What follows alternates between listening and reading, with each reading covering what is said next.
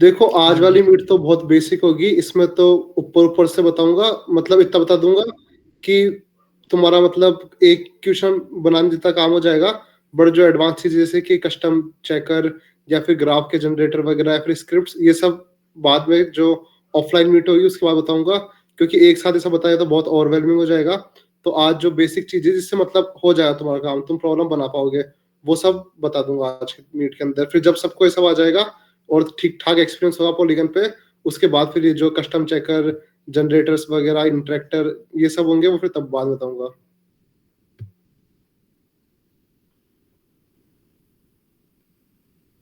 Okay sir.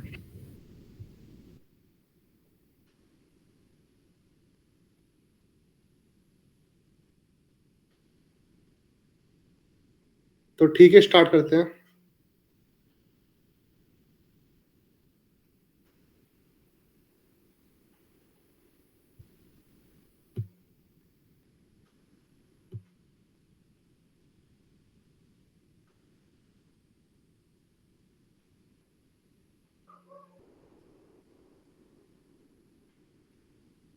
चलो, दिख रही है सबको स्क्रीन?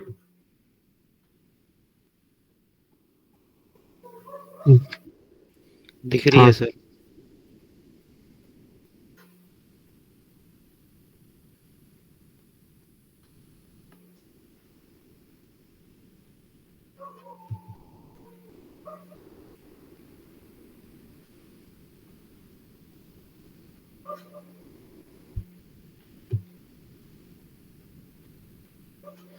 ठीक है, स्टार्ट करूँ? स्क्रीन वगैरह दिख रही है, आवाज़ आ रही है, सब सही है? हाँ जी सर, सब बढ़िया।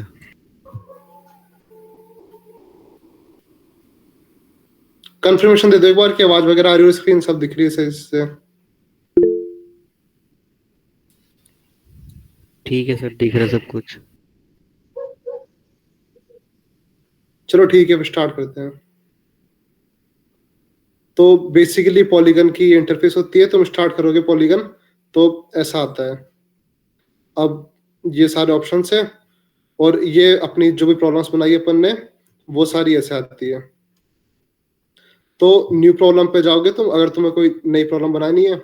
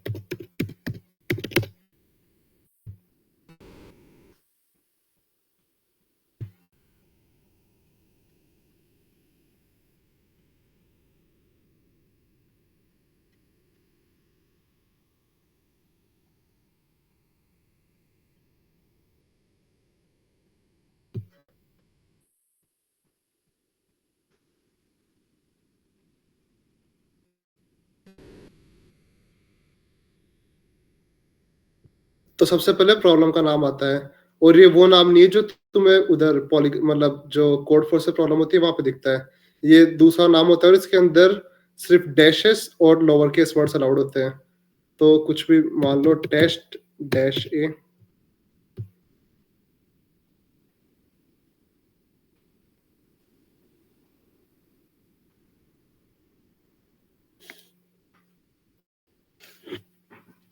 ये क्रिएट हो गई।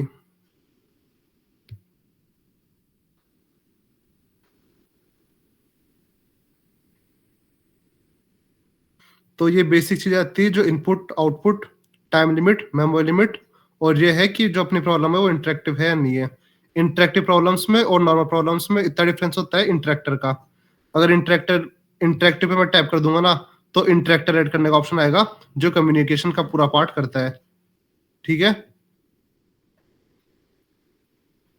एक सेकंड।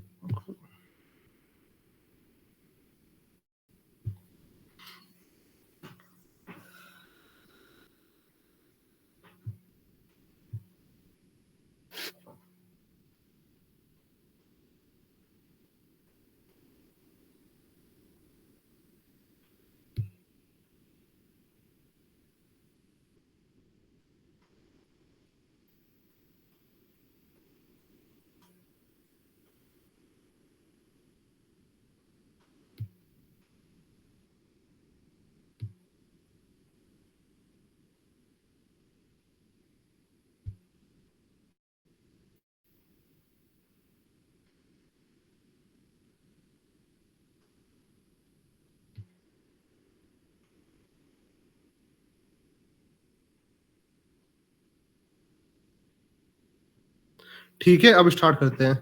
तो तुम कोई प्रॉब्लम बनाओगे तो सबसे पहली चीज होती है, ये दिख रहा है, फिर जूम करो स्क्रीन को और।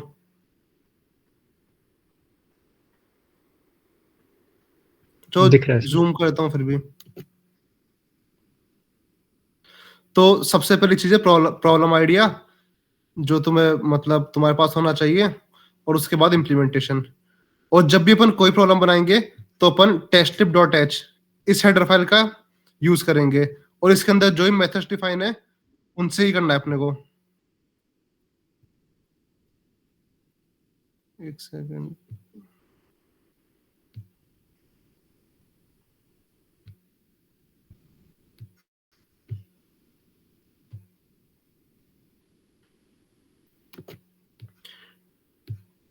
ठीक है, तो सबसे पहली चीज होती है स्टेटमेंट। तो कोई प्रॉब्लम होगी, सबसे पहला काम करेंगे अपन उसका स्टेटमेंट लिख देंगे। तो स्टेटमेंट के लिए तुम्हें लेटेक्स आनी चाहिए। लेटेक्स में स्टेटमेंट लिखते हैं, और सबसे पहले लैंग्वेज होती है। कोई भी स्टेटमेंट आता है तो उसमें मल्टीपल लैंग्वेजेस के ऑप्शन आते हैं, अपन उसमें से कोई सा भी चूज कर सकते हैं। तो बेसिकली जो ऑफिशियल कॉन्टेक्स्ट होते हैं ना, उनके जो स्टेटमेंट होते हैं ना, वो मल्टीपल लैंग्वेजेस में लिखे हुए होते हैं, और अपन भी वो कर सकते हैं। बट अगर तुम कोई मैशअप वगैरह बनाओगे तो सिर्फ इंग्लिश में लिखना सफिशियंट होगा।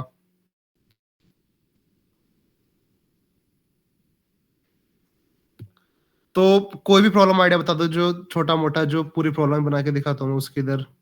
कुछ भी, जैसे मैक्सिमम एलिमेंट या फिर सम ऑफ एरे मॉड वगैरह ऐसा। मॉड 7 लगा दो सर। क्या?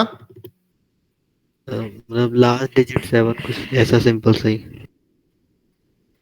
मेरे को आवाज नहीं आ रही अच्छे से, एक सेकंड। ईयरफोन मेरे कनेक्टेड है नहीं है।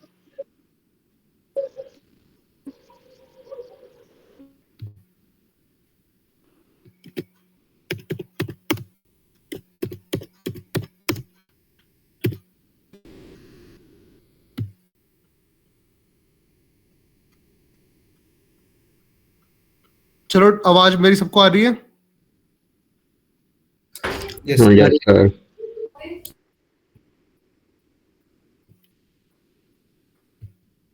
चलो ठीक है, मेरे को भी आ रही है अब।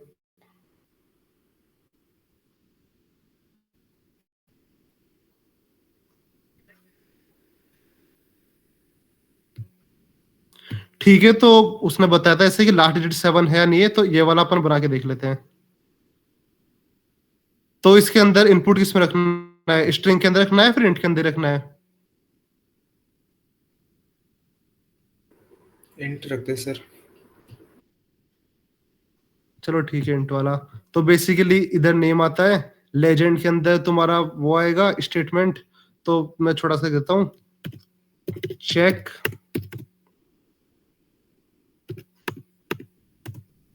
Last digit. इनपुट फॉर्मेट में n integer.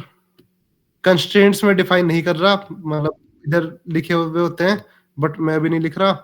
Output format yes और नो।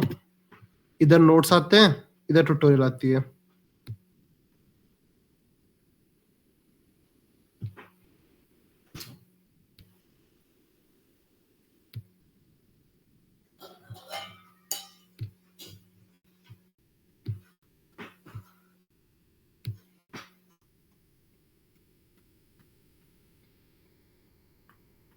और तुम प्रीव्यू भी देख सकते हो। तो बेसिकली ये क्वेश्चन बन चुका है। ये मैंने जो डाला था उसका टाइटल वो है, स्टेटमेंट है, इनपुट फॉर्मेट है, आउटपुट फॉर्मेट है। ये तुम्हें लेटेक्स में अच्छे से लिखना पड़ेगा, मैं ऐसे ही लिख रहा हूँ। ठीक है, तो पहला जो स्टेप होता है स्टेटमेंट वाला, उसमें किसी को दिक्कत नहीं आनी चाहिए। तुमने इतना ओवरराइड वगैरह भी किया है तो ये सब तो तुम कर ही लोगे। ठीक है, अब दूसरा काम है वैलिडेटर का।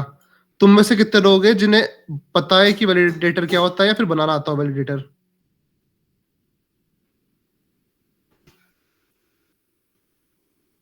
सर जो इवेंट था वो यूज किया था पिछले प्रॉब्लम जो बनाई थी। क्या किया था? अच्छा नहीं, वैलिड कोई किसी का कोड था वो एडिट करा था थोड़ा बहुत मैंने। फिर मैंने तो जीपीटी से करवाया था एडिट की, भाई सही कर उसको। इतना ढंग से नहीं आता। चलो ठीक है, फिर मैं बताता हूँ वैलिडेटर बनाना। एनिग्मा के टाइम किया होगा ना? तो देख लो, बेसिकली वैलिडेटर जब भी तुम बनाओगे तो सबसे पहले टेस्ट लिप तो इंक्लूडेड होनी चाहिए। उसके अलावा तुम खुद की हेडर फाइल बिट्स वगैरह भी इंक्लूड करना ही है। वो तो मतलब एक सेकंड में कॉपी कर लेता हूँ कहीं से। अच्छा, मेरे पास पड़ा ही नहीं है क्या?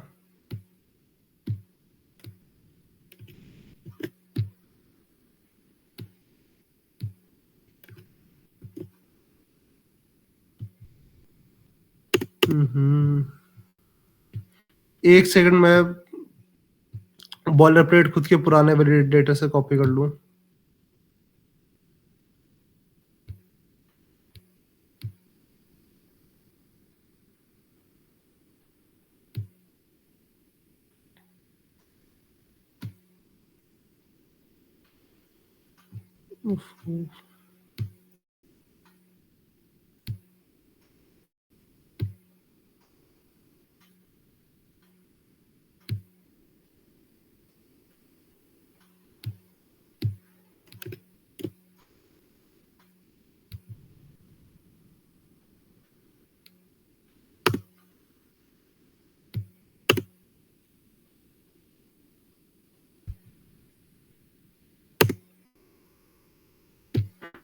हाँ, तो वैलिडेटर पता तो है ना तो सबको कि होता क्या है और उसका नीड क्या है, या फिर वही बताऊं?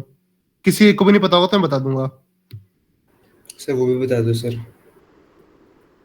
तो देखो क्या होता है, अगर तुम कोई प्रॉब्लम बनाते हो तो उसमें सबसे पहला काम है स्टेटमेंट का, जो मैं बता दिया। और वो तो बहुत ऑब्वियस है, कोई प्रॉब्लम होगी तो उसका स्टेटमेंट तो होना ही चाहिए।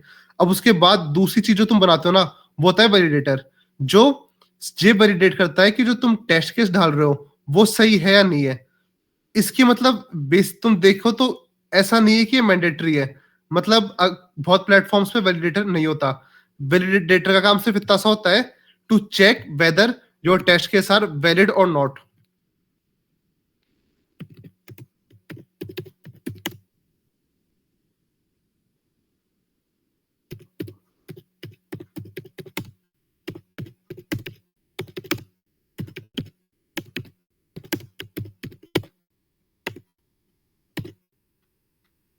बेसिकली अगर तुम टेस्ट केस डालते हो तो उसमें कंस्टेंट दिए हुए होते हैं। कंस्टेंट होता है जैसे कि एन की जो एरे की लेंथ है वो 1 से लेके 1E5 तक जा सकती है, और sum of all length over all test cases वो भी 1E5 से नीचे होगा।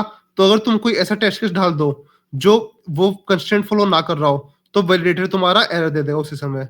तो ये सिर्फ वो चेक करने के लिए होता है कि अपने जो टेस्ट केसेस है वो प्रॉपर है या नहीं है, जिस फॉर्मेट में वो चाहिए उस फॉर्मेट में टेस्ट केसेस है या नहीं है।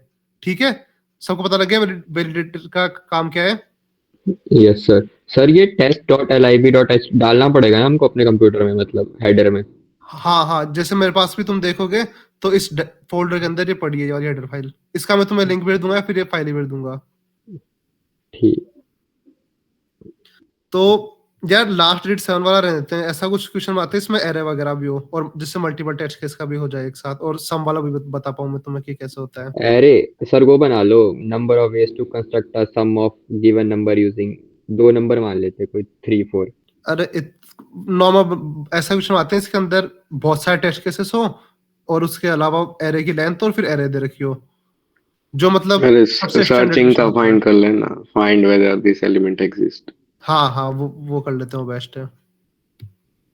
स्टेटमेंट दोबारा चेंज करते हैं। इधर नाम था, अभी तक मैंने सिर्फ स्टेटमेंट का बताया, तो तुम्हें उसमें दिक्कत नहीं आनी चाहिए, और वो तो पहले से भी आता होगा। तो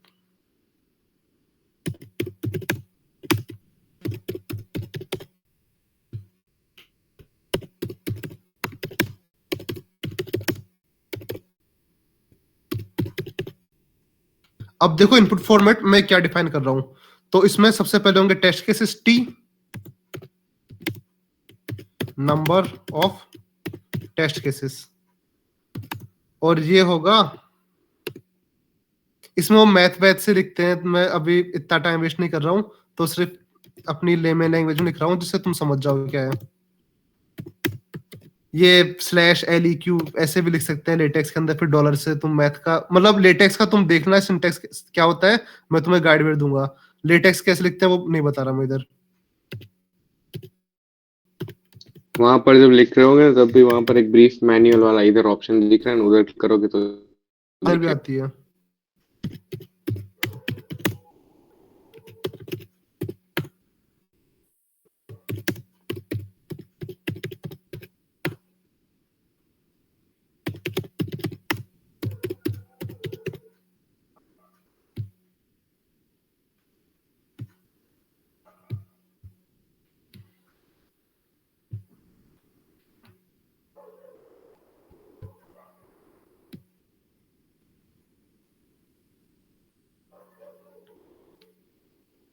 ठीक है, तो स्टेटमेंट है कि फाइंड द गिवन नंबर, और अपना इनपुट इस हिसाब से है।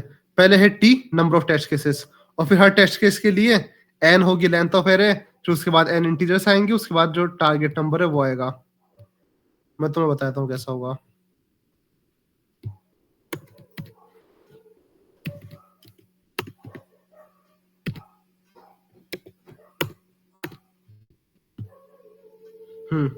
टेस्ट फॉर्मेट देखो।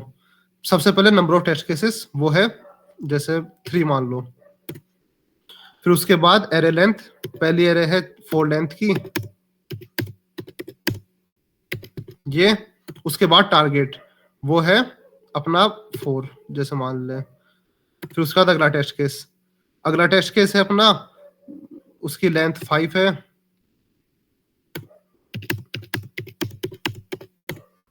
टारगेट है 5 है मान लो। 3 टेस्ट केस थे, एक और टेस्ट केस ऐड कर देता हूँ। 1 लेंथ 1 वो, टारगेट भी 1। ठीक है, समझिए टेस्ट केस का फॉर्मेट वगैरह क्या है। थोड़ा गंदा सा है और थोड़ा कंफ्यूजिंग भी है, बट ठीक है, मतलब समझ रहे होंगे इतने क्वेश्चन वगैरह किए हैं।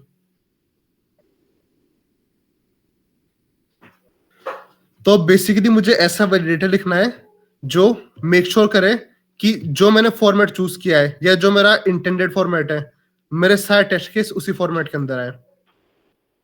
ठीक है, तो सबसे पहले अपना जो वैलिडेटर क्या करता है, टोकन बाय टोकन रीड करता है। तो बेस टोकन बाय टोकन का मतलब क्या है, सबसे पहले वो 3 को रीड करेगा, 3 के बाद स्पेस नहीं है, सीधा वो है एंड ऑफ लाइन, तो वो फिर रीड करेगा /n या फिर एंड ऑफ लाइन। उसके बाद फिर 4 को रीड करेगा, फिर करेगा एंड ऑफ लाइन, फिर रीड करेगा 5 को, फिर स्पेस को, फिर 3 को, फिर स्पेस, फिर 67 स्पेस 34, और उसके बाद एंड ऑफ लाइन। समझ रहे हो या कुछ अभी तक कुछ समझ नहीं आया तो बता दो।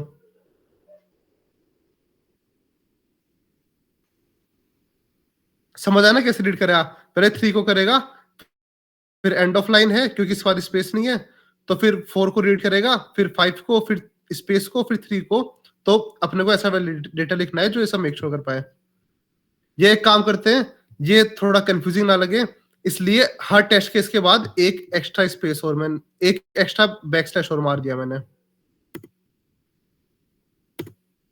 ये हो गया अपना टेस्ट फॉर्मेट। ठीक है, सबसे पहले नंबर ऑफ टेस्ट केसेस, उसके बाद लेंथ, उसके बाद एरे, उसके बाद टारगेट, फिर उसके बाद /n और एक और /n, और उस /n के बाद फिर नंबर। ठीक है, मैं वैलिडेटर लिखूंगा इसके हिसाब से।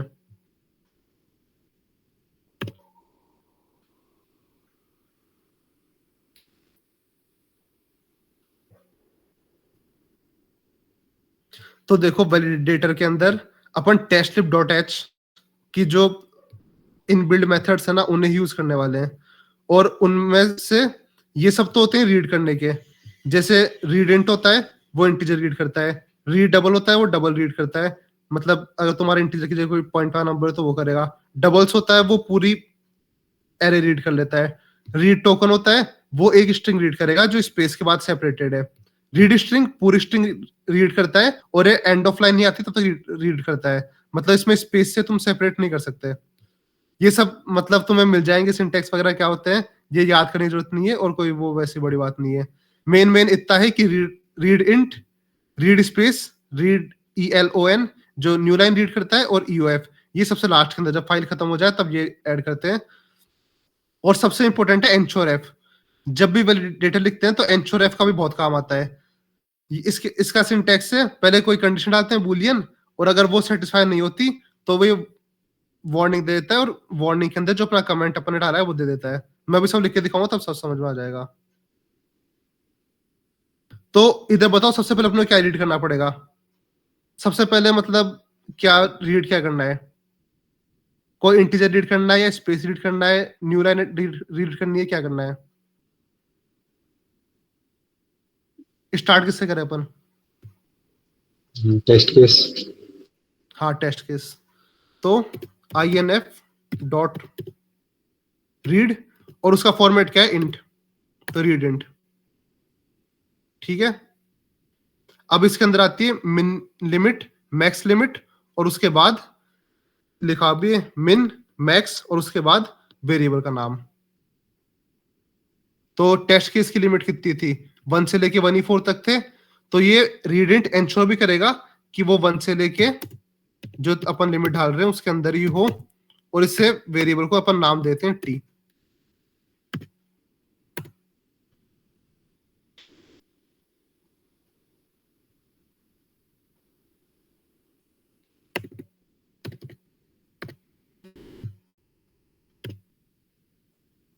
ठीक है, टेस्ट केस रीड कर लिया, और टेस्ट केस के अंदर कंस्ट्रेंट था कि 1 से लेके 1E4 तक होगा, तो मैंने वो डाल दिया।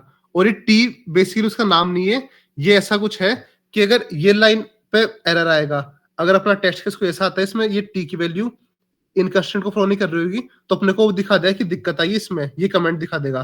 तो ये बेसिकली कमेंट टाइप है जो डिबगिंग के लिए आसान हो अपने को, और पता लग जाए कि ये जो दिक्कत आई वो इधर आई है। सबसे पहले कर लिया टेस्ट केस रीड, इसके बाद क्या रीड करना है अपने को। जब मैंने टाइप किया था तो इसके बाद मैंने क्या दबाया था 3 लिखने के बाद, ऑब्वियसली एंटर, नेक्स्ट लाइन। तो अपन रीड करेंगे inf dot read end of line, ये एंटर रीड करने के लिए। अब इसके बाद एरे की लेंथ वो भी इंटीजर है दोबारा, तो read dot inf dot read int. अब एरे की लेंथ क्या थी, 1 से लेके 1E5 तक थी।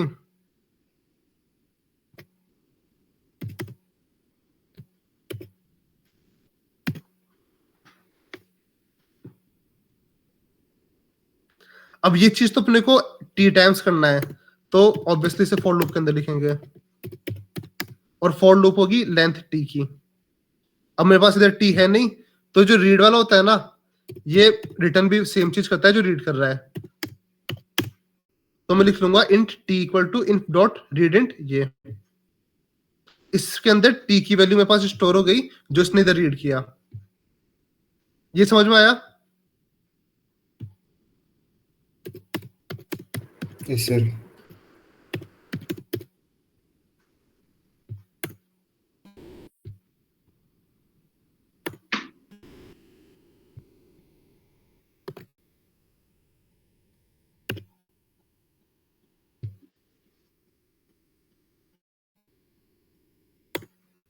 सबसे पहले टेस्ट केस रीड किए, एंटर रीड किया। अब हर टेस्ट केस के लिए क्या करना है, पहले मैंने एन रीड किया था, उसके बाद हर टेस्ट केस के लिए एरे। अब या तो मैं ऐसे करता हूँ, एक और फॉर लूप ला दूं एन साइज की, और उसमें या तो मैं एक लूप ला दूं एन साइज की और उसमें बार बार रीड इंट किए जाऊं, या फिर एक आता है जो सीधा सारे इंटीजर रीड कर लेता है एक साथ। दोनों में से मैं कुछ भी कर सकता हूँ, तो दोनों करके दिखाता हूँ। तो पहला मेथड है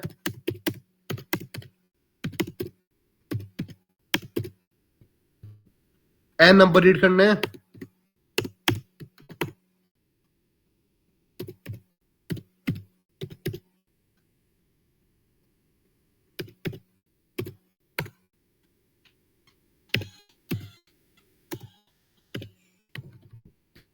मान लो ये यहाँ तक जा रहे थे, 118 तक जा रहे हैं।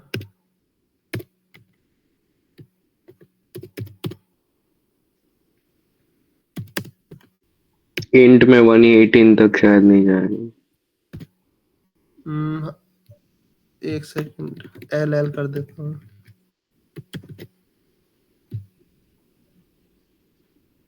ठीक है। रीड इंट ले पाएगा? अच्छा हाँ, रीडेंट है ना, ठीक है, 199 ही कर दो अभी। सर एक एन के बाद एंड ऑफ लाइन भी तो आएगा ना, किसके बाद? जब मतलब एरे की लेंथ रीड करी उसके बाद भी तो एक वो है बैकस्लैश n। हाँ सही है।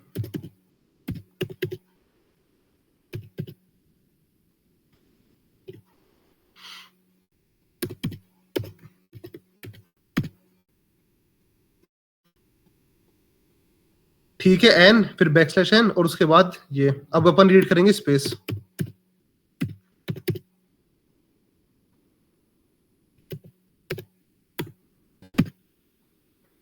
अब तुम में से बहुत लोगों ने जीपीटी से लिखवाया होगा वैलिडेटर। तो जीपीटी क्या करता है, वो इधर कंडीशन लाता है कि अगर i से लेके मतलब n-1 के अलावा कुछ भी तो स्पेस रीड करेगा, नहीं तो नहीं करेगा। क्योंकि इधर तुम देखोगे तो अपन ने इसके बाद एंटर मारा, स्पेस नहीं मारा। तो जीपीटी जब भी लिखता है ना वैलिडेटर, तो वो ऐसा करता है कि n- मतलब 0 से लेके n-2 तक तो वो स्पेस रीड करता है, उसके बाद स्पेस रीड नहीं करता। तो अपना वैलिडेटर है तो अपन कैसे भी लिख सकते हैं। मैंने इसे ऐसा लिखा है कि ये नंबर्स को ऐसे रीड करेगा, इसके बाद एक और स्पेस रीड करेगा एक्स्ट्रा। तो अपने को जब टेस्ट केस बनाने पड़ेंगे तब ध्यान रखना पड़ेगा कि अपन ने क्या डिफाइन किया है। तो बेसिकली अपने टेस्ट केस इसके हिसाब से बनाने हैं। तुम अपनी मर्जी से कुछ भी बना सकते हो ये, और बस तुम्हें याद रखना है कि टेस्ट केस ऐसे होने चाहिए। सर इसमें अगर वो ऑप्शन टिक्ड है कि वेल फॉर्मेटेड जो अपने आप हटा देता है तो उसमें नहीं चलेगा ना ये वाला? हाँ, उसमें नहीं चलेगा। तो मैं तो क्या करता हूँ, हमेशा वेल फॉर्मेटेड को ऑफ रखता हूँ। वो क्या करेगा, तुम्हारा जो इनपुट आता है ना, वो मैं वैसे बाद में बताता, मुझे पता नहीं था, तुमने देखा होगा वो। क्योंकि जैसे बाकी नहीं पता होगा तो मैं बताता हूँ। तुम टेस्ट के डालते हो ना, तो जो वेल फॉर्मेटेड वाला होता है ना, वो इस फॉर्मेट में कर देता है उसे, कि जो स्पेस है ना इसे हटा देता है। इसलिए जीपीटी जब भी देता है ना, वो यही देता है कि यहाँ मतलब लास्ट वाली लाइन में स्पेस को कभी रीड नहीं करता। तो तुम्हें खुद का कंट्रोल चाहिए ना पूरा, तो वेल फॉर्मेटेड को हटा देना। ओके। क्योंकि बहुत बार दिक्कत होती है, कोई बना रहा होता है क्वेश्चन, उसे पता नहीं होता कि वेल फॉर्मेट ऐसा कर रहा है, तो वो फिर फंस जाता है बार बार, और तो दिक्कत आती है। जनरेटर में भी सारे में स्पेस वो फिर एंड में देगा ही देगा ताकि कंसिस्टेंट रहे। हाँ भाई, जैसे मान लो मैं इधर ये डिफाइन कर रहा हूँ, तो अपन अब ऐसे ही चलेंगे। अब मैंने क्या किया, पहले ये, फिर स्पेस, इसके बाद न्यू लाइन। तो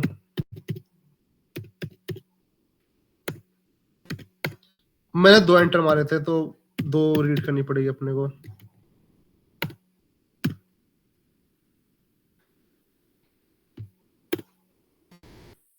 ठीक है, शायद ये वर्क कर जाएगा। जो अपन ने लिखा था उसका कर दिया, और जब पूरा हो जाए तो तुम्हें लिखना होता है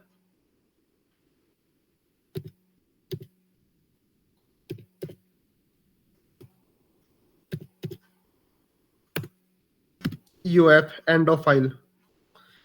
इसका मतलब कि अपना खत्म हो चुका है। और एक ये लाइन भी तुम्हें हमेशा लिखनी पड़ेगी। ये क्या करता है, जो इनपुट फॉर्मेट आता है ना टेक्स्ट फाइल का, उसे मतलब वैसे भेजता है एक एक टोकन के रूप के अंदर, एक साथ पुराना रीड हो जाए, और जो बाकी लगे हुए होते हैं ना फास्ट आईओ वगैरह, मतलब बेसिकली ये आईओ के अंदर हेल्प करता है। तुम जीपीटी वगैरह पे या फिर नेट पे इसके बारे में पढ़ सकते हो ज्यादा। ये लाइन तुम्हें लगानी पड़ेगी जब भी डेटा लिखना है। और ये सारे रीडेंट, रीड ELON, ये सब इसके टेस्ट के फंक्शंस है, तो टेस्ट लिप तो होनी चाहिए।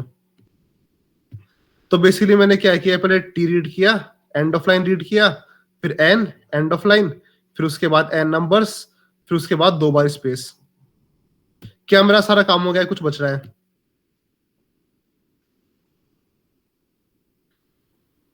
क्या ये वैलिडेटर सफिशिएंट इनफ है जो एरे वाले क्वेश्चंस होते हैं उन्हें टैकल करने के, उनके टेस्ट केसेस को चेक करने के लिए कि ये सही है या नहीं है? सर सम ऑफ एन आपका टोटल मतलब उस रेंज के हाँ, अंदर वो। होना है। तो उसके लिए मैं एक सम एन का वेरिएबल बना दूंगा,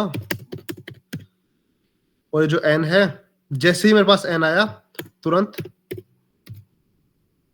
सम n plus equal to n. अब एन छोर एफ जिसकी मैंने पहले बात की थी,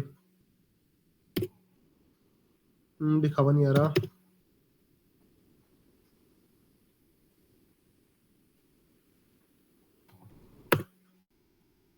इसके अंदर आती है कंडीशन, तो कंडीशन चेक करेंगे कि जो सम ऑफ एन है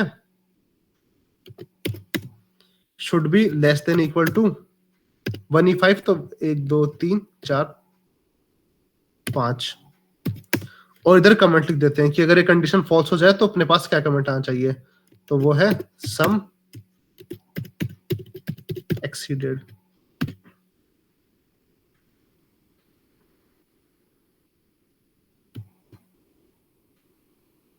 ठीक है, अब एक बार रन करके देखते हैं कि सब स्मूथली चल रहा है नहीं चल रहा।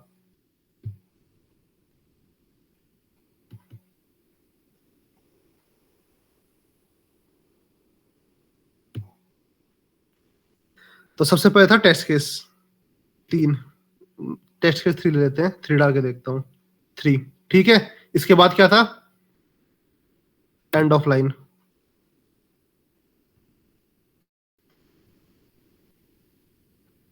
एंड ऑफ लाइन आ गया। अब इसके बाद था एन, एन डाल देता हूं मैं 5, अगेन एंड ऑफ लाइन। अब 5 इंटीजर्स,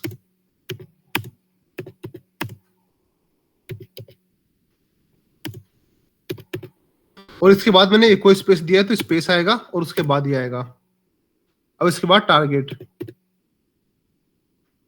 एंड ऑफ लाइन। अब जैसे मैं टारगेट के बाद एंड ऑफ लाइन मारा, कुछ दिक्कत आ गई। आ रहा है कि एक्सपेक्टेड एंड ऑफ लाइन, तो शायद मैंने टारगेट डिफाइन नहीं किया था। नहीं किया था, इधर एंड ऑफ लाइन आना चाहिए था और मैंने इंटीजर लिख दिया तो एरर आ गया, क्योंकि 4th लाइन पे एंड ऑफ लाइन था। इधर तुम देख भी सकते हो, इंट रीड की, उसके बाद जो टारगेट था वो मैंने रीड नहीं किया, इसलिए एरर आ गया। अब टारगेट भी रीड कर लेते हैं।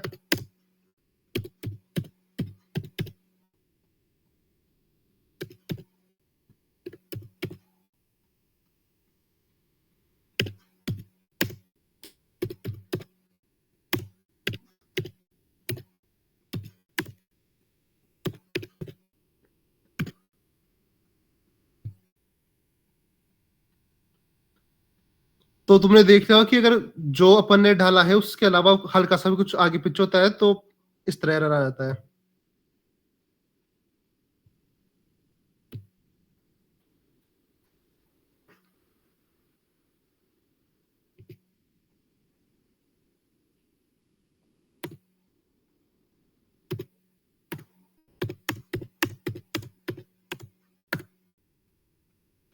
Expected white space token study line 3। Sir वो टारगेट एंड ऑफ लाइन के बीच में आएगा, आपने ऊपर लिख दिया। क्या किया मैंने? अच्छा, रीड स्पेस था, उसके बाद टारगेट था। अच्छा, रीड स्पेस के बाद एंड ऑफ लाइन आएगा एक और, उसके बाद टारगेट आएगा। स्पेस एंड ऑफ लाइन और उसके बाद फिर टारगेट और उसके बाद 2 एंड ऑफ लाइन।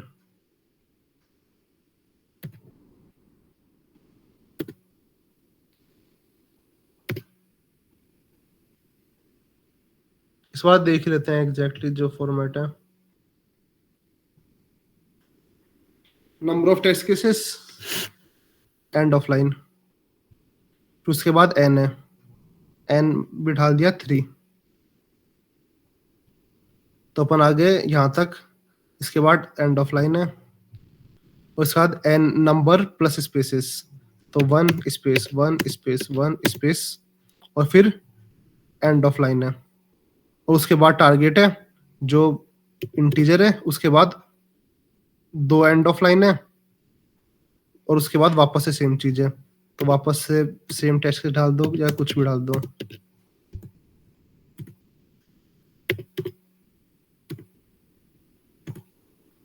तीन टेस्ट केस थे तो एक और टेस्ट केस आएगा।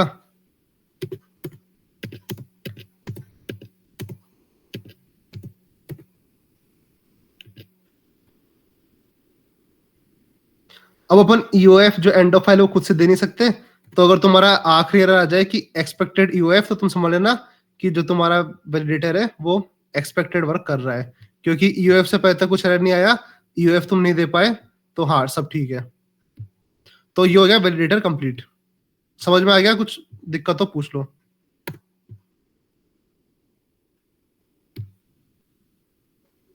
ये वैलिडेटर मेनली मतलब जो हैक्स होते हैं ना उसके लिए यूज होता है, क्योंकि अगर कोई भी टेस्ट केस दे रहा है तो वो टेस्ट केस कंस्ट्रेंट के अंडर होना चाहिए, बाकी वो टेस्ट हाँ केस भाई, क्योंकि चलाने प्रॉब्लम के सेटर लिए। तो बेसिकली मतलब टेस्ट केस खुद के हिसाब से बनाता ही है, पर जो हैक का टेस्ट केस होता है ना, पहले वैलिडेटर के थ्रू पास होता है, और वो वैलिडेटर चेक करता है कि ऐसा है या नहीं है। इससे अगर कहीं पे भी गलत हुआ तो वो उधर रिजेक्ट हो जाता है। ठीक है, अपन ने वैलिडेटर लिख दिया। अब इसे मैं ढाल देता हूँ, ये दोबारा लॉग आउट ना हो गया हो। नहीं हुआ। इधर आता है वैलिडेटर का ऑप्शन और तुम फाइल अपलोड कर सकते हो।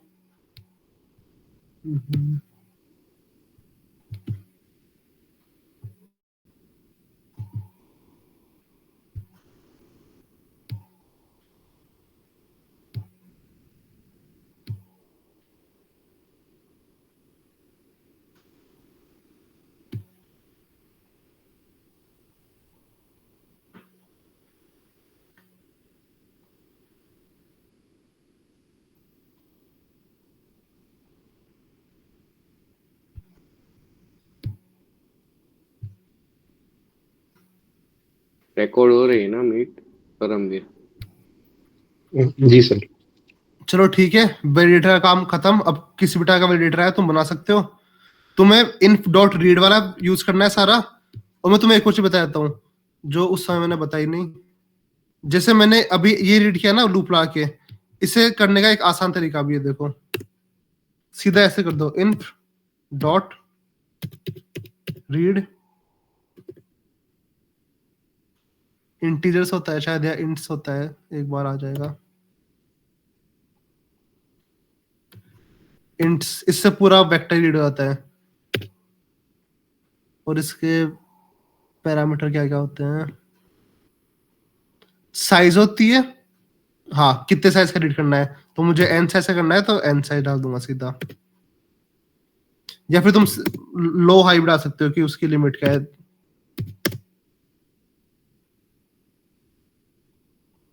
इधर चेंज होना चाहिए ओवरलोडेड, हाँ मिन वैल्यू मैक्स वैल्यू ये भी डाल सकते हो। तो बेसिकली ये क्या करेगा, एन रीड कर लेगा और वो 1 से लेके 1E9 के बीच के। सेम नहीं है तो शायद एरर आएगा, टाइप कास्ट कर देते हैं।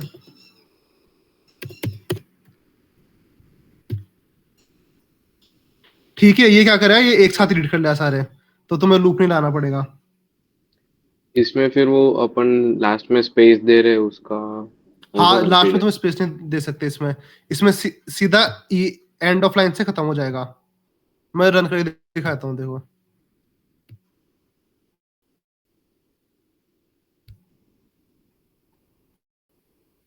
सबसे पहले क्या था, एन, वो टेस्ट केसेस,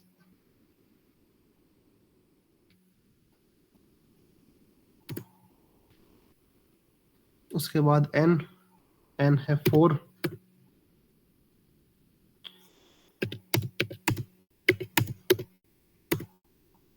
ये ऐसे होगा। स्पेस तुम नहीं दे सकते इसके अंदर। इसमें बाय डिफॉल्ट जो तुम्हारी ऑटो फॉर्मेटिंग होती है ना, वो वाला फॉर्मेट चलता है, तो ये ज्यादा बेटर यूज करना। इससे तुम्हारा अगर ऑटो फॉर्मेट भी ऑन रहेगा तो भी तुम्हें दिक्कत नहीं आएगी। बेसिकली ऑटो फॉर्मेट बनाया भी इसीलिए है, क्योंकि अगर ये वाला फीचर पहले से अवेलेबल है तो फॉर लूप अप्लाई कोई नहीं करेगा रीड।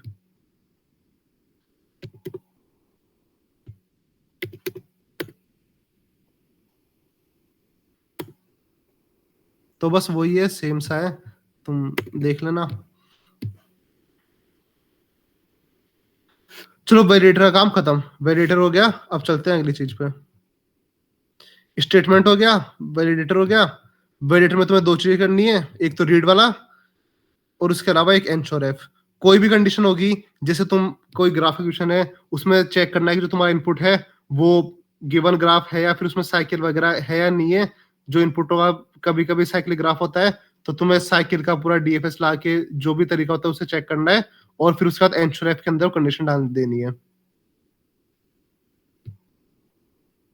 और अगर तुम्हें इसे सेव करना है ना कहीं पे, तो इसका रिटर्न फॉर्मेट होता है इंट। ये इंट क्या, वेक्टर, ये वेक्टर रिटर्न करता है। तो vector of int v equal to ये लिखोगे तो उसके अंदर ये आ जाएगा। जैसे बेसिकली मैंने n को स्टोर किया ना इस इंट के अंदर, वैसे ये वेक्टर के अंदर स्टोर होगा। ठीक है। अगर तुम्हें इसमें कुछ ट्रेवर्सल करने हो, इसमें कुछ चेक करना है कि सारे यूनिक है या नहीं है, तो इसे वेक्टर में स्टोर कर देना।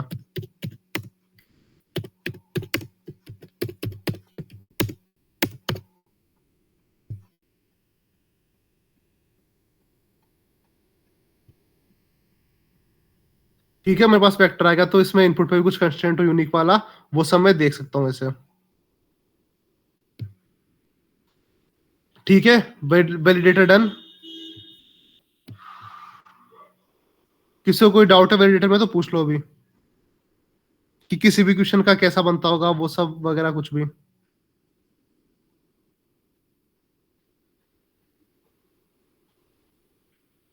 सर अगर जैसे ग्राफ का वैलिडेटर है या वैलिडेटर या चेकर, तो उसमें कुछ वो टाइम लिमिट रहती है 1 या 2 सेकंड की कि कितनी देर में एल्गोरिथम चेक करे अब पूरा? जैसे अगर हाँ, ग्राफ के जनरली क्वेश्चन मतलब में दिया तुम्हारा तो वैलिडेटर है ना, वो 2-3 सेकंड से ज्यादा नहीं लेना चाहिए टाइम। अच्छा, तो कुछ हाँ, अंदर उसमें मतलब बिल्ट इन लिमिट मतलब बेसिकली रहती है? जो सॉल्विंग लिमिट होती है ना उसी के अंदर हो जाना चाहिए। ओके। मतलब वैलिडेटर का जो, हाँ बोल। वैसे ट्री और ग्राफ वाले वैलिडेटर्स एक गिटहब रेपो पे पड़े हुए हैं, किसी ने बना रखे हैं, मतलब हाँ भाई, जनरली वो मैं जो भी सारे बता रहा यूजर्स हूँ, लिंक वगैरह सब है, मतलब आगे के मैंने डाल रखे हैं अच्छा सब। है ना। हाँ हाँ ठीक है, वैलिडेटर का काम खत्म हो गया। वो सिर्फ इनपुट को वैलिडेट करता है। बहुत बार तुमने इनपुट पे कंस्ट्रेंट देखा होगा कि वो जो गिवन इनपुट है उसमें ये ऐसा ऐसा होगा, तो वो सब अगर तुम्हारे पास पूरा इनपुट स्टोर्ड है तो तुम हर चीज मार ही सकते हो, उस पर सारे ट्रेवर्सल मार ही सकते हो। तुम एक ही चीज तुम्हारे पास कंट्रोल में है, स्पेस कितना है वो सब तुम रीड कर रहे हो उसका इनपुट का, और उसके अलावा जो इनपुट आ रहा है वो तुम स्टोर कर पा रहे हो वेक्टर वगैरह के अंदर। अब इस वेक्टर से तुम कुछ भी करके ट्रेवर्स करके देख सकते हो। इसलिए जो ग्राफ के बहुत क्वेश्चन में कंस्ट्रेंट होते हैं वो ऐसे ही चेक होते हैं कि जो अपना इनपुट है वो सही है या नहीं है।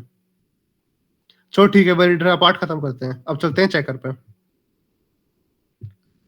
चेकर भी मतलब दो तरह के होते हैं, एक तो इनबिल्ट होता है, एक कस्टम होता है। इनबिल्ट के अंदर वो है जो पहले से बने हुए हैं, मैं तुम्हें दिखाता हूँ।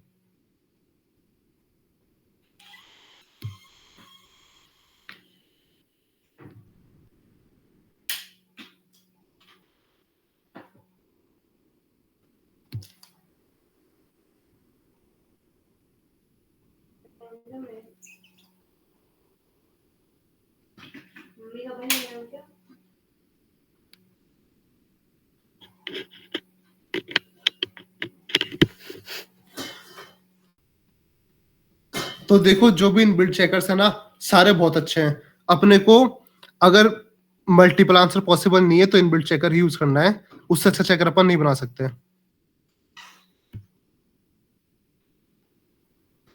अब जैसे शायद वो सेकंड क्वेश्चन था ना अपने एनिग्मा का, किसने बनाया था? अभिनव ने बनाया था शायद।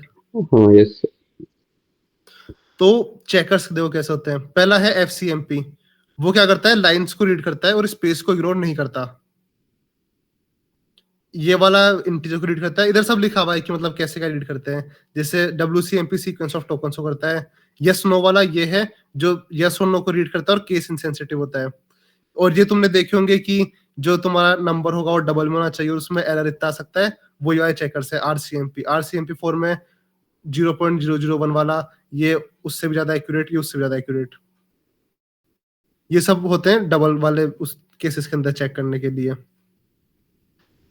और ये इस वाले के अंदर 0 या फिर यस नो ये सब रीड करता है ये। तो तुम्हें कभी भी अगर इंटीजर क्वेश्चन है तो एनसीएम यूज करना है, जो सिंगल या फिर 64 बिट तक के इंटीजर को रीड करता है और इस वाइट स्पेस भी इग्नोर कर देता है। अभिनव ने शायद जो चेकर यूज किया था ना, वो वाइट स्पेसेस को इग्नोर नहीं कर रहा था। तो किसी ने अगर ज्यादा वाइट स्पेस मार दी, मतलब जो अपना ऑर्थो सॉल्यूशन है ना उससे एक भी ज्यादा या उससे इधर उधर हुई ना वाइट स्पेस भी, तो ये वाला एरर दे देता है। और एनसीएमपी क्या करता है, इंटीजर्स को रीड करता है और उसे स्पेस से फर्क नहीं पड़ता, स्पेस को इग्नोर कर देता है। तो इस तरह के चेकर बनाना काफी हार्ड होता है, और चेकर जब भी बनाना है जब मल्टीपल आंसर पॉसिबल हो। ठीक है, तो अपने वाले के अंदर मल्टीपल आंसर नहीं है तो अपन सिर्फ ये यूज कर रहे हैं सिंगल या फिर 64 इंट वाला, और व्हाइट स्पेस इग्नोर करनी है। ठीक है, चेकर यूज कर लिया और सेट चेकर।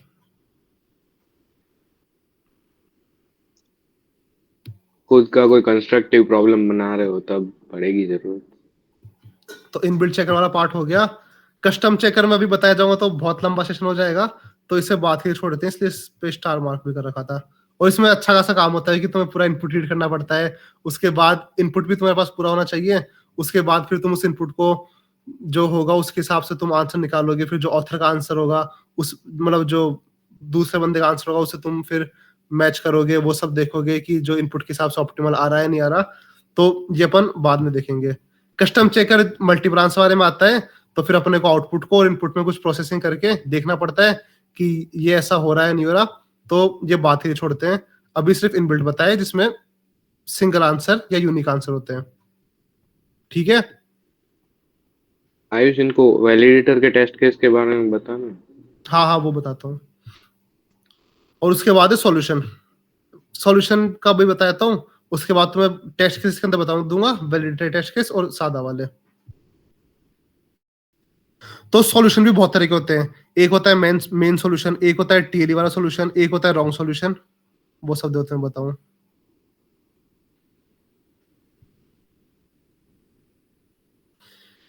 चेकर हो गया, वैलिडेटर हो गया, अब है सॉल्यूशन फाइल्स। तो तुम कोई भी सॉल्यूशन अपलोड करोगे ना, तो तुम 2 सॉल्यूशन अपलोड कर सकते हो एक की जगह। और 2 का फायदा क्या होता है कि अगर तुम्हारा एक सॉल्यूशन है ऑप्टिमाइज वाला और एक है ब्रूट वाला, तो वो दोनों को चेक कर लेता है कि दोनों पे आंसर सेम आ रहा है या नहीं आ रहा। उससे तुम्हारे कंफर्मेशन हो जाती है कि हाँ जो मेरा सॉल्यूशन है वो सही है या नहीं है। जैसे परमवीर का जो ई और एफ वाले क्वेश्चन थे ना अपने एनिग्मा के, उसका अपने को सॉल्यूशन पता था, बट कंफर्मेशन के लिए अपन ने क्या किया था, उसके ब्रूट फोर्स वाले सॉल्यूशन उठा लेते साथ में और ऑप्टिमाइज वाले भी। तो सबसे पहले बनी 3 वाले केसेस ही डाल देते अपन ने सारे टेस्ट केस के अंदर, जिसके अंदर एन स्क्वायर भी टेरी ना दे, और अपनी वो भी हो जाए, क्या बोलते हैं, चेक भी हो जाए कि अपना जो ऑप्टिमाइज सॉल्यूशन है वो और ब्रूट फोर्स वाला सॉल्यूशन सेम आंसर दे रहा है नहीं दे रहा। इसलिए अपन बोलते हैं स्ट्रेस टेस्टिंग। स्ट्रेस टेस्टिंग के अंदर अपन ब्रूट वाले को और ऑप्टिमाइज को दोनों को कंपेयर करते हैं, दोनों को चेक करते हैं कि दोनों सेम आउटपुट दे रहे हैं या नहीं दे रहे, छोटे टेस्ट केसेस के लिए। ठीक है, तो मैं एक सॉल्यूशन फाइल भी अपलोड कर देता हूं। सॉल्यूशन फाइल कुछ नहीं होती, जो तुम्हारा सीपीपी सॉल्यूशन होता है ना वही होता है। तो सबसे आसान काम तुम्हारे लिए ये लिखना ही होगा अभी के लिए, तो कुछ खुद का कुछ नया सीखना ही नहीं है।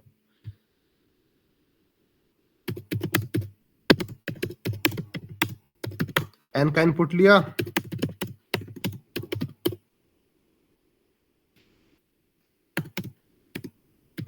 वेक्टर का इनपुट लिया,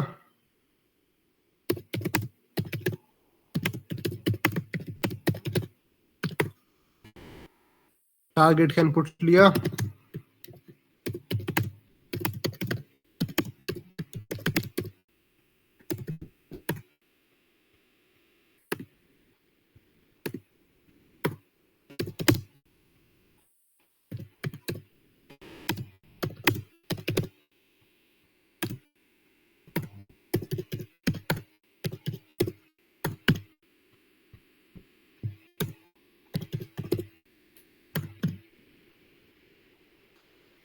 ठीक है, ये सॉल्यूशन रेडी हो गया।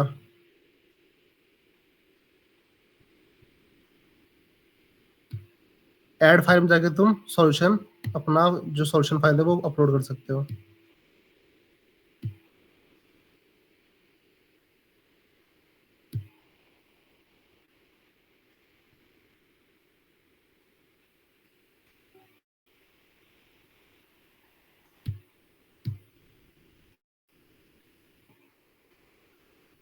तो अभी जो मैंने एक ही सॉल्यूशन अपलोड किया है तो वो होगा मेन करेक्ट सॉल्यूशन, और इसके टाइप भी तुम चेंज कर सकते हो। जब तुम सॉल्यूशन डालोगे ना तो तुम्हें टाइप डालना पड़ेगा कि तुम्हारा सॉल्यूशन क्या है, मेन वाला है, करेक्ट वाला है, इनकरेक्ट वाला है, टीएलई वाला है, टीएलई और करेक्ट है।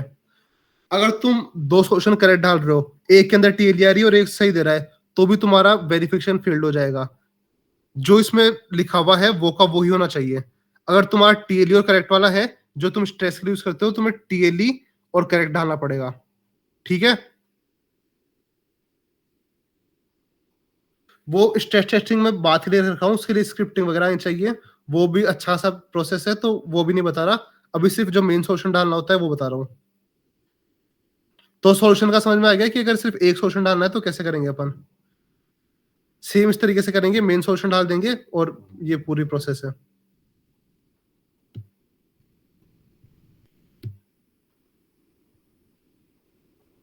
तो सॉल्यूशन वाला पार्ट हो गया, मेन सॉल्यूशन हो गया, टीएलई वाला बता दिया क्या होता है, रॉन्ग सॉल्यूशन वाला जो तुम गलत सॉल्यूशन डालोगे, वैसे उसकी खास इंपॉर्टेंस नहीं है, तुम डालो ना डालो। स्ट्रेस टेस्टिंग ये वाला चीज आती है इधर स्ट्रेसेस के अंदर। ये जब अपन यूज करते हैं जब तुम्हें चेक करना हो तुम्हारा सॉल्यूशन सही है या नहीं है, तो तुम स्ट्रेस ऐड करोगे, उसके बाद वो बता देगा कि कौन से टेस्ट केस के अंदर कौन से टोकन पे ये गलत आ रहा है। फिर तुम वो टोकन देख के तुम्हें पता लग जाएगा कि तुम्हारा ऑप्टिमाइज सॉल्यूशन है वो इधर गलत दे रहा है और ब्रूट फोर्स वाला इधर सही दे रहा है। ये बाद में डिस्कस करते हैं, अभी तुम कोई प्रॉब्लम सेट करोगे उसमें इसकी खास जरूरत नहीं पड़ने वाली।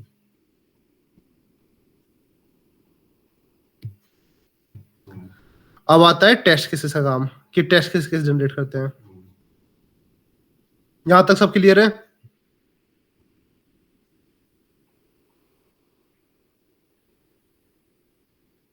कोई है इसे कुछ समझ में नहीं आया, किसी चीज में दिक्कत हो या फिर याद नहीं हो कि इतना कुछ, वैसे इतना कुछ खास था नहीं, बट फिर भी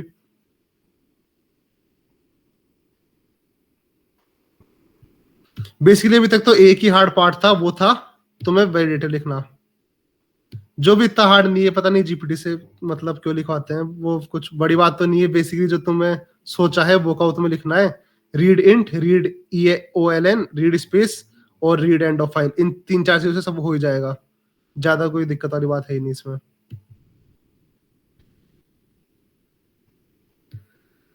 अब तो मैं बताता हूँ वैलिडेटर का। अभी तो मैंने मैनुअली चेक किया था कि मेरा वैलिडेटर काम कर रहा है या नहीं कर रहा।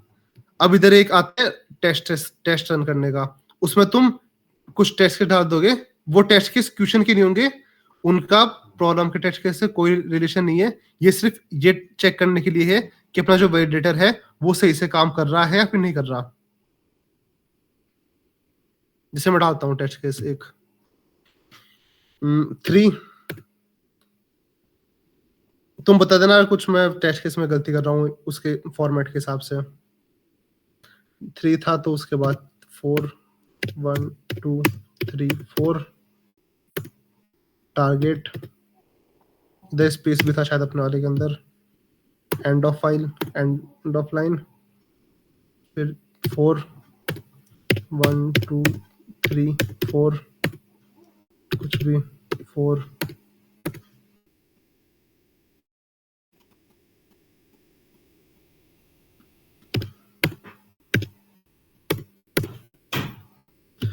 और इधर डालना है वर्डिक्ट कि ये वाला टेस्ट केस तुम्हारे हिसाब से वैलिड है या नहीं है। तो मेरे को तो वैलिड ही लग रहा है, तो वैलिड। सर लास्ट वाला इनपुट नहीं है ना उसमें? लास्ट वाला कौन सा? सर एरे की लेंथ टारगेट नहीं दिया है लास्ट इनपुट में। अच्छा नहीं दिया था क्या?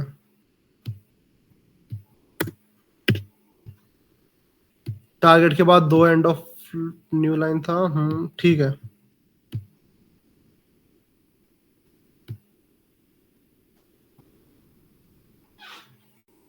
रन टेस्ट से रन करके देख सकते हो कि वैलिडेटर का वर्डिक्ट क्या है इन टेस्ट केसेस के लिए।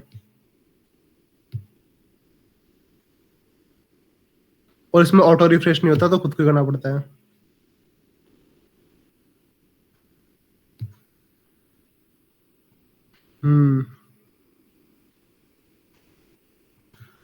अच्छा, स्पेस इधर है, नहीं है, इधर है, नहीं है, इसीलिए वो बेकार ही होता है। तुम लास्ट में स्पेस मारो एक्स्ट्रा, ऐसी दिक्कतें आती है उससे। अगर तुम नॉर्मल टेस्ट केस मारोगे ना, तो वो अपने आप स्पेस हटा देता है। या फिर ये तो नहीं हटा रहा कहीं, नहीं इधर ऑटो फॉर्मेट नहीं होता। ठीक है, वैलिड आ गया, देख लो, वैलिड था, वैलिड आ गया। एक ढाता हूं मैं इनवैलिड वाला, जिसके अंदर -1 वगैरह कुछ जा रही हो लेंथ, 1 डाल दिया। एरे की लेंथ भी 1 डाल दी, और एरे का एलिमेंट -1 डाल दिया, और टारगेट से डाल दिया। अब इससे मैं बोल रहा हूँ इनवैलिड। इनवैलिड के लिए तुम 0 या 1 भी डाल सकते हो। 0 मतलब इनवैलिड।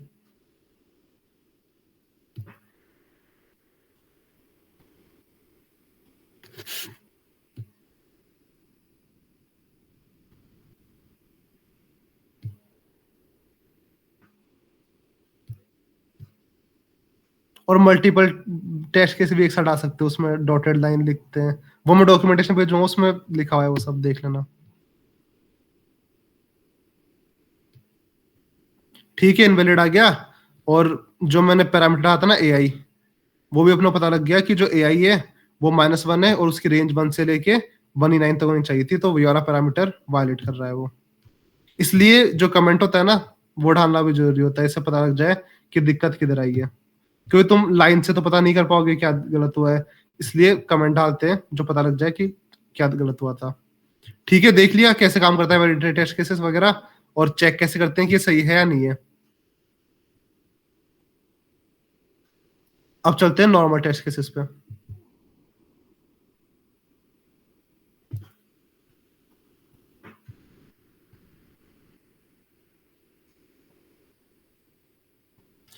तो परमवीर ने इसकी बात की थी, जो ये ना टेस्ट वेल फॉर्म, इसे तुम अनचेक कर दिया करो।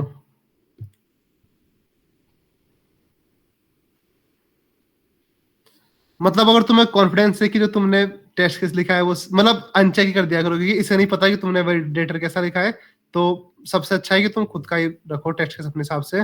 वैलिडेटर को मतलब इससे फर्क नहीं पड़ना चाहिए कि तुम्हारे टेस्ट केस को चेंज करेगा खुद से। ऐड टेस्ट केस का ऑप्शन इधर था, मैंने ऐड किया, तो मैं दोबारा दिखा दूं। इधर से होता है ऐड, test1 टैब, एक होती है स्क्रिप्टिंग, एक होता है मैनुअल। अभी मैं सिर्फ मैनुअल बता रहा हूँ कि मैनुअली कैसे डालते हैं। इसमें तुम फाइल से भी डाल सकते हो, पूरी टेक्स्ट फाइल एक साथ डाल सकते हो। ये अपन वो डालते हैं प्री वाला, जो स्टेटमेंट के अंदर होगा। तो इस वाले को मैंने चेक कर दिया कि ये स्टेटमेंट में अवेलेबल होगा। डाल देते हैं 3, लेंथ 3, 1 2 3 स्पेस।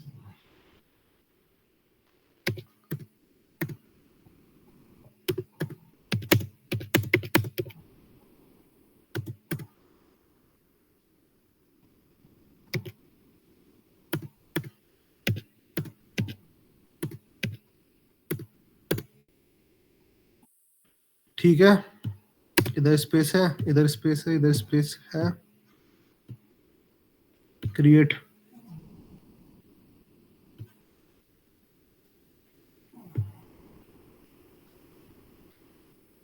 ये बन गया टेस्ट केस। अब तुमने रन करके भी देख सकते हो प्रीव्यू टेस्ट के अंदर। अगर वैलिडेटर में कोई दिक्कत होगी तो इधर शो कर देता है, शायद हो भी जाए दिक्कत। हो गई, पर दिक्कत हुई है चेकर के अंदर। अच्छा हाँ, मैंने एनसीएम पढ़ा था, ये यस नो वाला है, तो उससे वो इंटीजर एक्सपेक्ट कर रहा था और यस नो आ गया, तो चेकर अपने को चेंज करना पड़ेगा। चेकर डालेंगे अपन यस नो वाला, सेट चेकर। दोबारा जाएंगे टेस्ट केसेस के अंदर, प्रीव्यू करेंगे।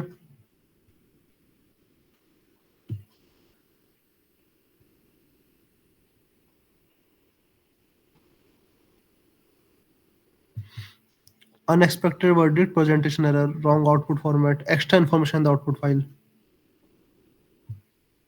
Let's see output file. Number of test cases था, ठीक था। इधर नो आएगा ना।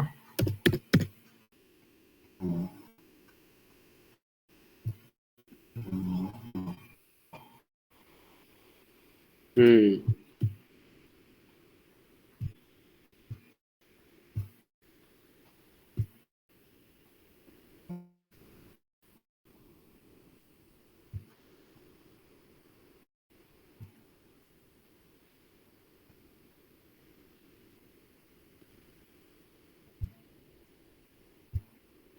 वो चला तो नहीं था।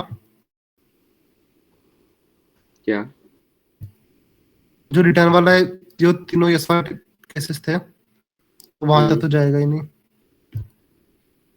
Presentation error, wrong output format, extra information output file. तेरी स्क्रीन शायद हैंग हो गई।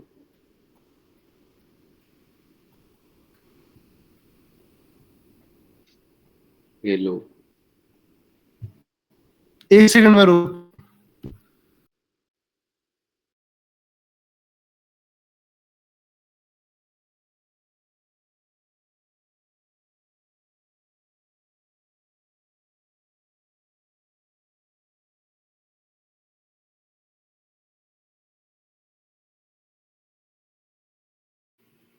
अब ठीक है। हाँ हाँ, वो इंटरनेट इशू था थोड़ा।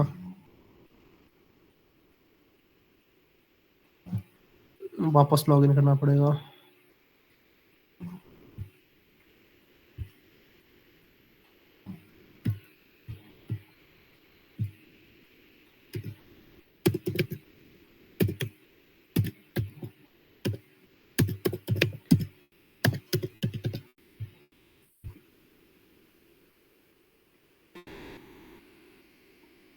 आज बच गया भाई। मैंने डी में रीसबमिट किया क्योंकि मुझे लगा ओवरफ्लो होगा। सबको लॉन्ग लॉन्ग करके रीसबमिट किया और वो पहले वाला सबमिशन था वो हैक हो गया। अभी जस्ट मैसेज आया मुझे।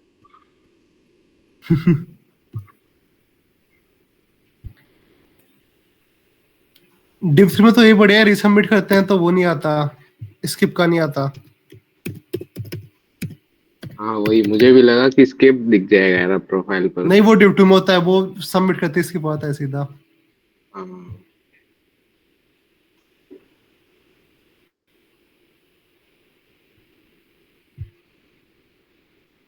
सॉल्यूशन फाइल, एडिट, देखते हैं क्या दिक्कत है इसमें। यस यस डिफाइंड है, हाँ डिफाइंड है। इधर रिटर्न की जगह नो होना चाहिए। सेव।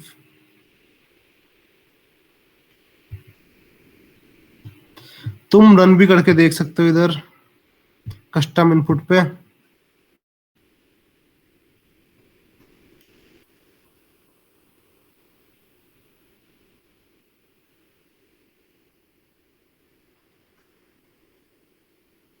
ये दो स्टैट्स भी आ गए। Verdict type PE, verdict P violates solution tag main, comment wrong output format, extra information in the output file.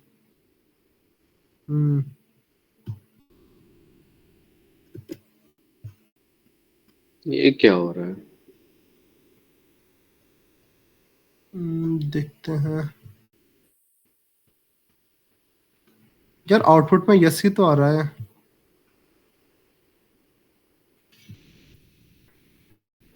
Yes no वाला चेकर है तो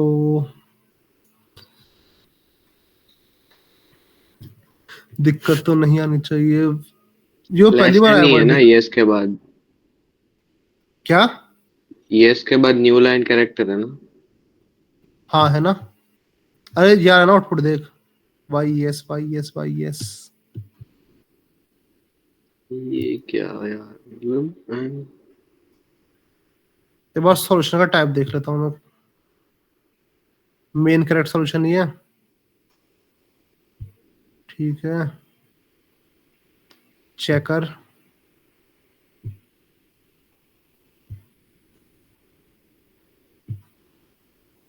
यस नो वाला है। WCMP करके देख लेते हैं। फर्क तो नहीं पड़ना चाहिए।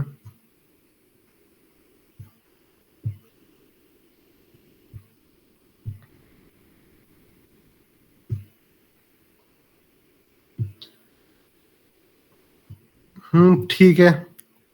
यस नो वाले चेकर के कारण कोई दिक्कत आ रही थी, इसलिए चेकर से बहुत बार फर्क पड़ता है कि तुम कौन सा चेकर यूज कर रहे हो उससे। WCMP क्या करता है, जो सीक्वेंस होता है ना टोकन्स का, उन्हें सीधा उठाता है, मैच करता है और देख लेता है कि वो सही है या नहीं है। एग्जैक्ट मैच होना चाहिए ना। हाँ, यस नो वाला खुद के हिसाब से कुछ अलग ही करता है। वो उसे पहले पूरा उठाता है, उसके बाद उसे छोटा कर देता है, फिर यस नो से मैच करता है। तो इस वाले केस में कुछ दिक्कत आ रही थी यस नो वाले में। तो अगर यस नो भी हो तो WCMP यूज किया करो तुम, वो सबसे बेस्ट रहता है। और अधिकतर बहुत टाइम्स तो इंटीजर वाला होता है ना, तो भी WCMP यूज कर लिया करो, अनटिल अनलेस तुम्हारा वो मतलब मल्टीपल आंसर ना हो। ठीक है, तो ये तो मैंने मैनुअली डाला। अब है कि अगर रैंडम डालना हो तो कैसे डालना है, मतलब रैंडमाइज या फिर बहुत बड़ा इनपुट हो जो तुम मैनुअली नहीं डाल सकते।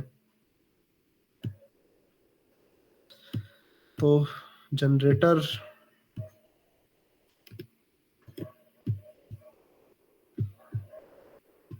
ठीक है, यहाँ तक समझ में आ गया ना कि सॉल्यूशन फाइल वगैरह कैसे डालते हैं। और उसके अलावा चेकर की भी कभी दिक्कत हो आती है, तो थोड़ा इधर उधर देखने से मतलब सही हो जाता है।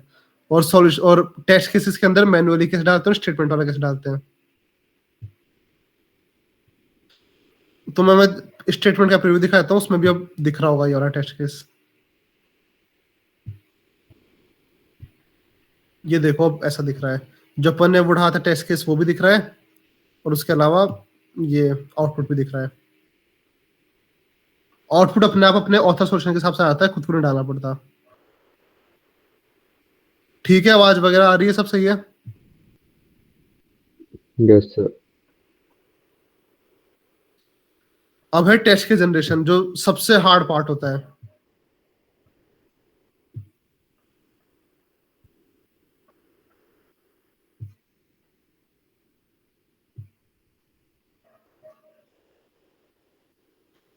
अब देखो जो टेस्ट केस है ना, उसमें अपने को पता होगा रैंडम फंक्शन की, रैंडमाइज टेस्ट केस जनरेट करते हैं तो रैंड का यूज करते हैं अपन लोग।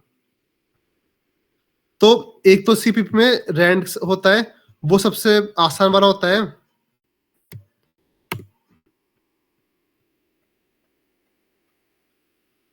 ये वाला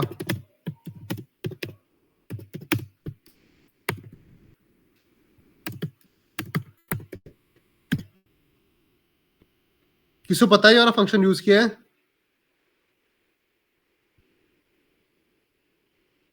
रैंडम नंबर दे देता है। हाँ वही। तो इसे मैं अगर अभी रन करूंगा तो एक रैंडम नंबर आना चाहिए।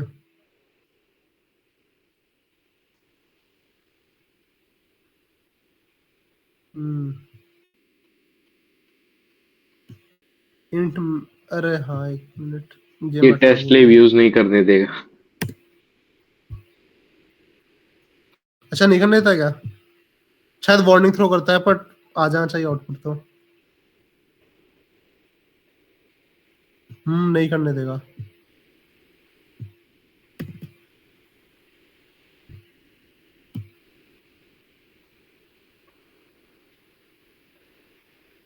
ठीक है, 41 आ गया। अगर हम इसे दोबारा रन करूंगा तो बताओ क्या आएगा? 41 आएगा या फिर कुछ और आएगा?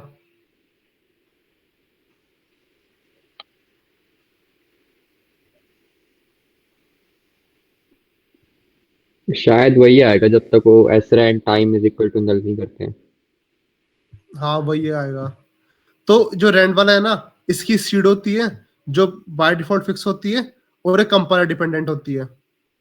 तो अगर मैं इसे इधर रन करूंगा तो इधर 41 आएगा। अब इसे मैं ऑनलाइन कंपाइलर रन करूंगा ना तो 41 ही आएगा, तो कुछ और आएगा।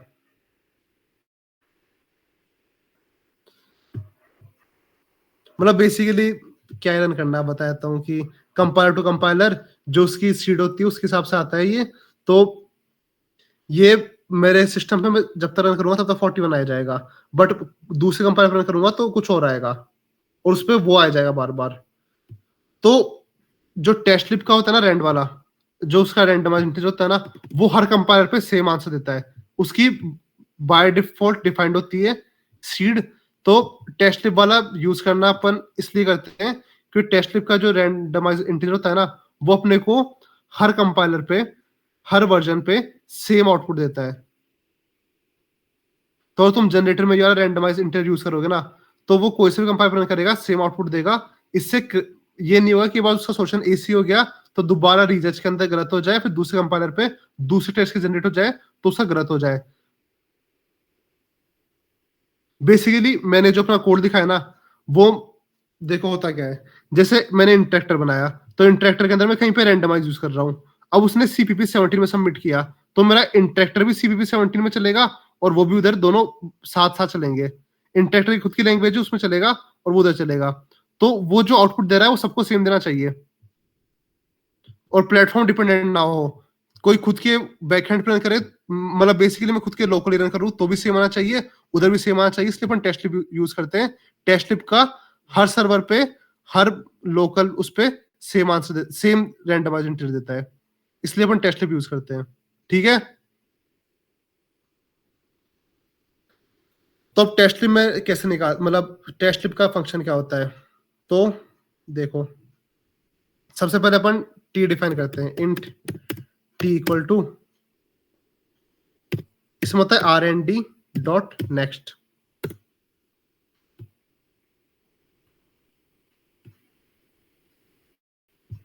इधर तुम्हें डालना है इतने से लेके इतने तक चाहिए। मैं 1 से लेके 1E4 तक मुझे चाहिए।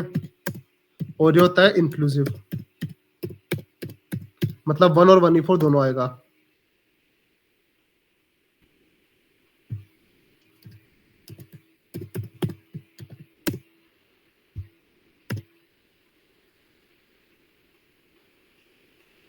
ठीक है, टी था। इसके बाद मुझे क्या प्रिंट करना था, बैकस्लैश n।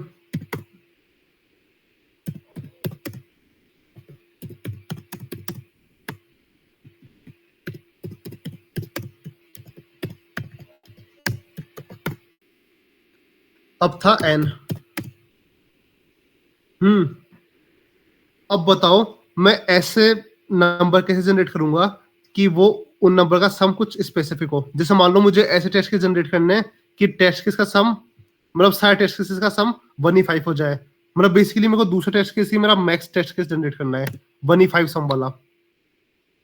समझिए क्या बोलना चाह रहा हूँ। मतलब बेसिकली अगर मान लो टी आया, अभी रैंडमाइज टी आया 5, तो अब वो 5 नंबर ऐसे आए रैंडमाइज, मतलब 5 ऐसी एरे लेंथ मिले मेरे को रैंडमाइजली जिनका सम 1E5 हो जाए। तो ये कैसे करते हैं, ये आता है किसको करना।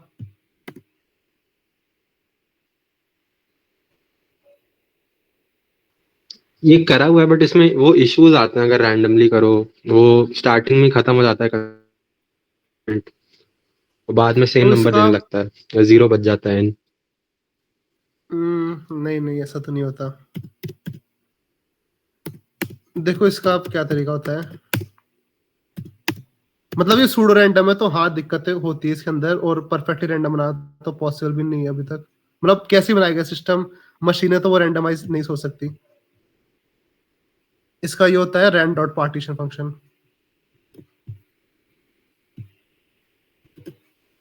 ये वेक्टर रिटर्न करेगा मुझे जिसकी लेंथ होगी,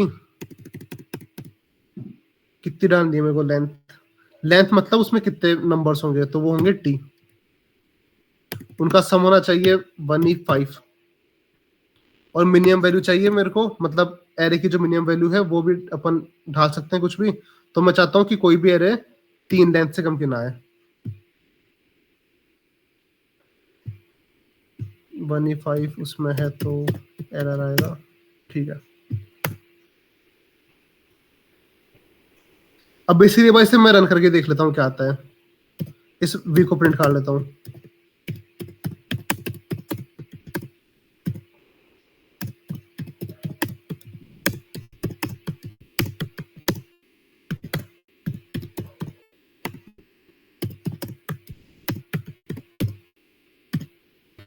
इससे भी थोड़ा छोटा कर लेते हैं जो मैनुअली अपन देख पाए कि क्या है।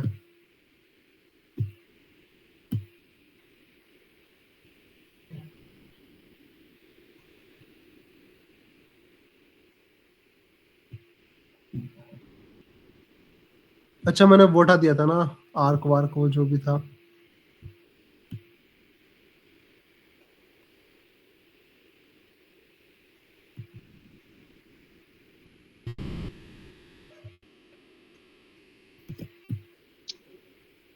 तुझे रजिस्टर जनरेटर करना पड़ेगा।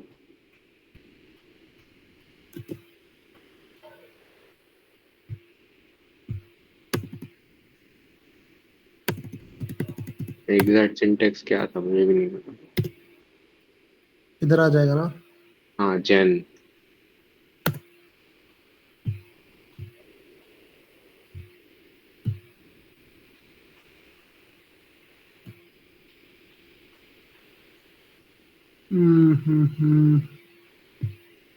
वैलिडेटर से भी काम चल जाएगा शायद तक।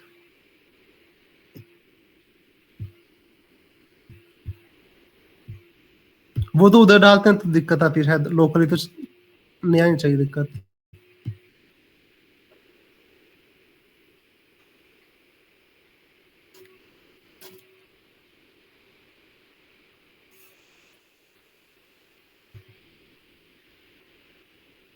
इतनी देर क्यों लग रही है?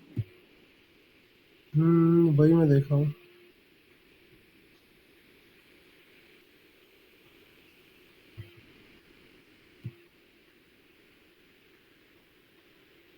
अच्छा हाँ, रुक, ये डालना ही नहीं है। अरे वो उसका इंतजार करता है ये वाला, इससे इंटरेक्टिव कंसोल चलता है उस वाले से, इसमें नहीं डालना वो। अच्छा, इसके बिना भी नहीं हो रहा। एक कुछ तो था फंक्शन कॉल हाँ कुछ तो था स्टार्टिंग। यार, रुक,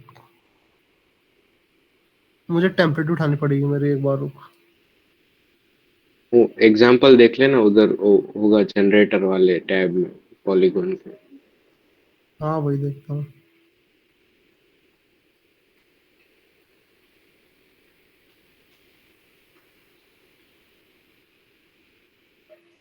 वैसे नहीं होनी चाहिए दिक्कत, मेरे ख्याल से तो बिना इन सब के भी चल तो जाना चाहिए।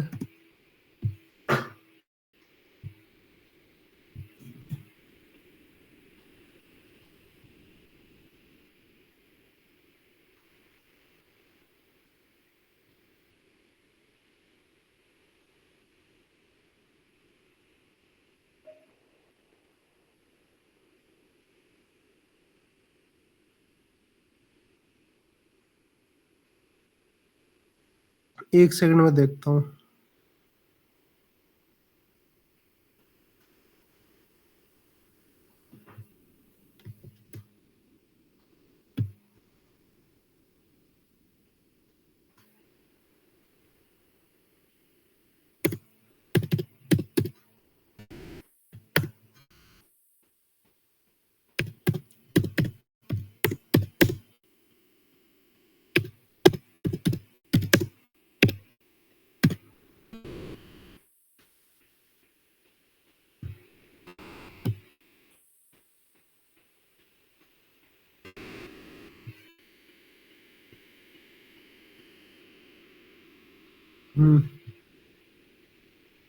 हाँ ठीक है, चल गया। टी को मैंने प्रिंट नहीं कराया था।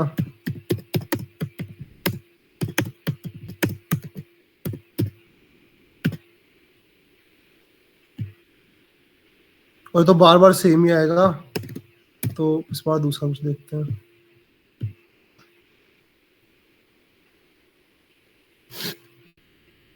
इसमें एक्चुअल में इतना टाइम लगता नहीं है। मेरे सिस्टम पे क्या है, मैंने CPP 23 की थी ना, तब इसमें कुछ इशू आ गया था, उसके कारण ये पहले उधर से चलता है, वो कुछ लगता है इसलिए टाइम लग रहा है इतना। तो मैंने T8 लिया था, तो अब ये सारे नंबर आ गए और इनका सम वो होगा, क्या बोलते हैं, 1E5 होगा, तुम करके देख लेना। या फिर अगर मैं मान लो T को 1 ही ले लूं, तो सीधा 1E5 पर आ जाना चाहिए।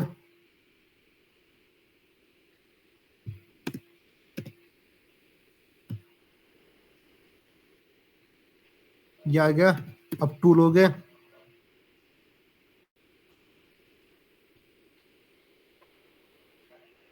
तो 2 नंबर आ जाए कोई 1E5 वाले, ठीक है। ये जो रैंड पार्टीशन है ना, ये वेक्टर रिटर्न करता है सच दैट उसके अंदर इतने एलिमेंट्स होंगे, उन सबका सम इतना होगा और मिनिमम एलिमेंट इतना होगा।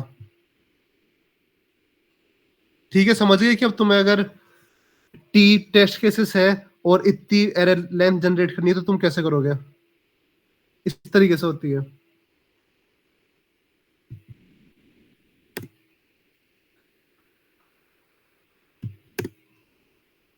तो अपना वैलिडेटर कैसे लिखा हुआ था? पहले टी था, फिर बैकस्लैश एन था, उसके बाद लूप के अंदर हर वेक्टर के लिए था।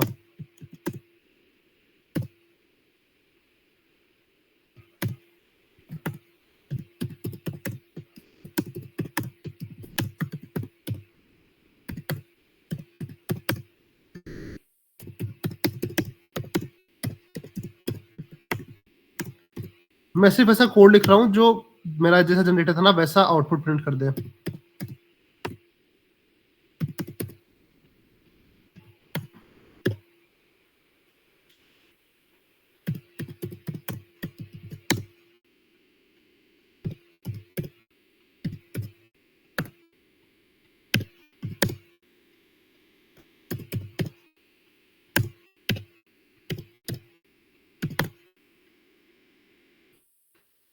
इसके बाद था टारगेट।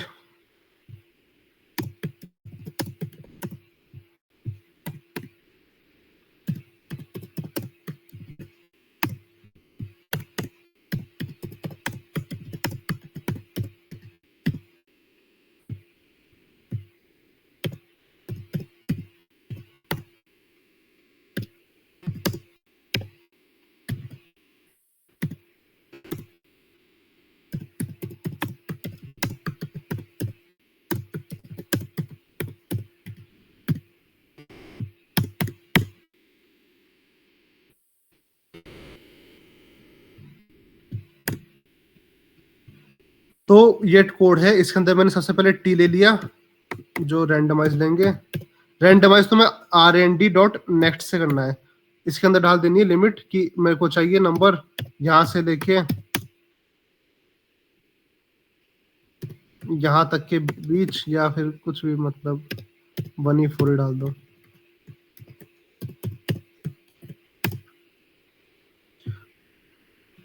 तो मैंने टी लिया इतने से लेके इतने के बीच का नंबर, उसके बाद पार्टीशन से मैंने 40 नंबर्स मतलब टी नंबर्स निकाल लिए जिनका सम 1E5 हो रहा हो और उनमें मिनिमम लेंथ 3 हो। उसके बाद इस पूरे को ट्रेवर्स किया और इसके और मतलब इधर से मैंने हर उससे ट्रेवर्स किया, हर नंबर को, उस नंबर को प्रिंट कराया। उसके बाद उस नंबर टाइम्स मैंने रैंडम नंबर प्रिंट कराया जो एरे नंबर से, उसके बाद बैकस्लैश एन, उसके बाद मैंने टारगेट प्रिंट कराया और फिर 2 बैकस्लैश एन। ये हो गया अपना जनरेटर। ठीक है, ये समझ में आया कि सबको कि कैसे किया और किसका क्या यूज था। और अब इसे मैं प्रिंट करा के मैनुअली डालूंगा, तो मुझे कुछ वो चाहिए होगा टेक्स्ट फाइल जिसमें डालूं। तो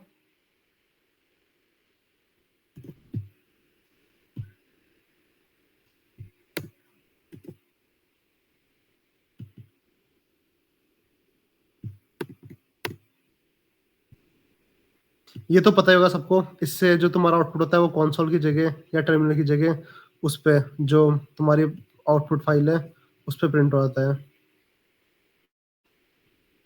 तो जो मैंने जनरेट किया है उसे प्रिंट करा के देखते हैं।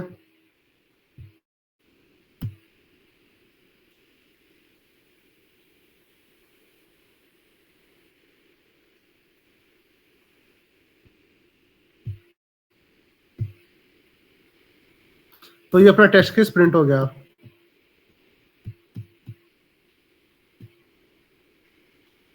ठीक है, इस लाइन से ये इस आउटपुट टेक्स्ट फाइल में प्रिंट हो गया है, तो मतलब बहुत छोटी चीजें पता होगी तुम्हें। अब करते हैं add tests, add test from files, choose file, out वाली फाइल थी, ओपन, सेंड,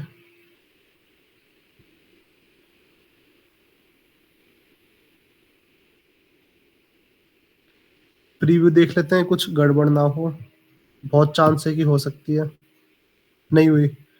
और रैंडमाइज था तो सब में ही नो आ गया, क्योंकि मैंने 1 से 10 तक प्रिंट कराया था तो वो सारे नो वाले प्रिंट हो गए, और रैंडमाइज कुछ प्रिंट हुआ था तो वो बहुत चांसेस थे कि वो एरे में नहीं होगा।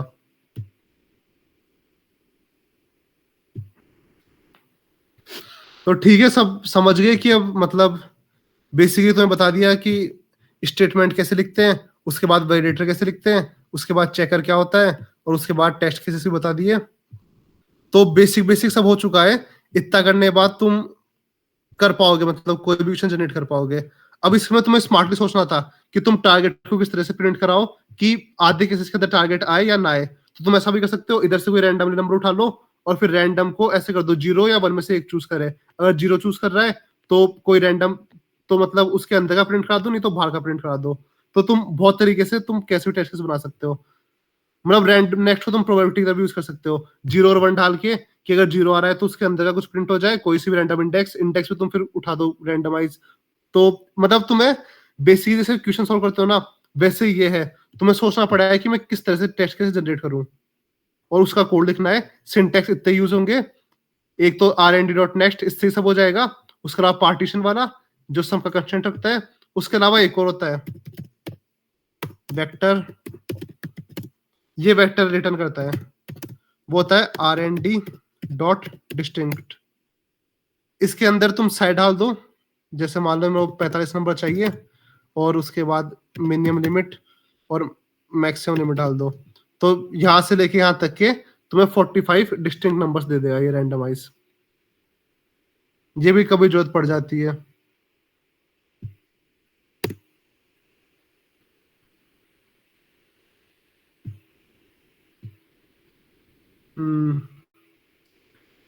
ठीक है, अब बता रहा हूँ मैं पब्लिश कैसे करते हैं कि क्वेश्चन बन जाए। तो हर चीज हो गई, चेक कर लेते हैं। स्टेटमेंट हो गया, चेकर हो गया, वैलिडेटर हो गया, टेस्ट केसेस हो गए, सॉल्यूशन हो गया। अब ठीक है, अभी तक कुछ भी बताया उसमें कोई दिक्कत हो तो पूछ लो, क्योंकि अब खत्म हो चुका है, बस उसे ढालते कैसे उधर वो बता रहा हूँ। सबसे एक कमिट का भी होता है, और तुम मल्टीपल को शेयर कर रखे हो ना, तो बीच में कमिट कर दिया करो, जिससे कमिट के बाद ही दूसरे के उस पे डेस्कटॉप पे वो चेंजेस रिफ्लेक्ट होते, नहीं तो नहीं होते।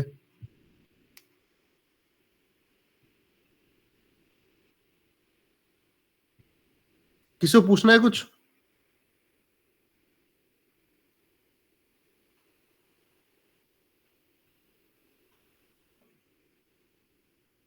कुछ भी पूछना है किसी को?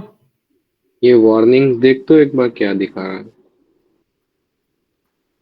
वो उसकी आ रही है कि मैक्सिमम लिमिट रीच नहीं हुई, वो सब क्या है, अच्छा, हाँ, ये कॉन्स्टेंट्स वाली। लाइक, अरे तो ठीक है। हाँ, ये सब करने के बाद देख लो अपलोड कैसे करते हो, वो बताता हूँ तुम्हें। पैकेजेस के अंदर जाओ, तो सबसे पहले तुम्हें पैकेज बनाना पड़ेगा स्टैंडर्ड वाला। इसमें थोड़ा टाइम लगता है, 20-25 सेकंड लगती है शायद तक। अब जनरेटर बनाना आ गया है तो हैक्स ट्राई करना, थोड़ी प्रैक्टिस हो जाएगी जनरेटर लिखने की। तुम लोग सब इधर ही हो ना? कुछ बताना है और कि कुछ जनरेटर के अंदर और थोड़े वेरिएशन वगैरह कुछ? बेसिकली मैं सिंटैक्स तो बता ही दिया है, उससे तुम कर सकते हो बाकी सारे। बाकी ट्री का जनरेटर अलग होता है, उसमें वो अभी नहीं बता रहा, अभी पहले ही 2 घंटे हो चुके हैं। और मतलब बेसिक चीज बता दी, इससे तुम 1-2 क्वेश्चन बना लो, उसके बाद फिर अच्छी चीजें बताता हूँ, जैसे चेकर कैसे बनाते हैं खुद से, वो सब वो फिर ऑफलाइन करते हैं।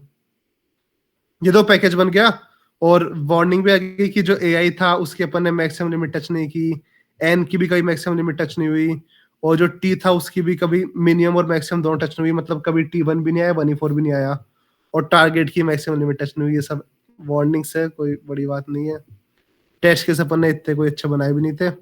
तो पैकेज बना दिया, उसके बाद तुम्हें क्या करना होता है, मैनेज एक्सेस। अब इसके बाद एक्सेस के अंदर ऐड यूजर, इधर तुम अपने दोस्तों को भी दे सकते हो एक्सेस, अगर दो लोग साथ में काम कर रहे हो तो। अभी मुझे कोड फोर्स पे अपलोड करना है, तो जो कोड फोर्सेस है उससे एक्सेस देनी पड़ती है, रीड वाली। इस एक्सेस के बाद मैं किसी मैशअप के अंदर अपने क्वेश्चन को डाल सकता हूँ, दो डाल के दिखाता हूँ। ये लिंक कॉपी किया,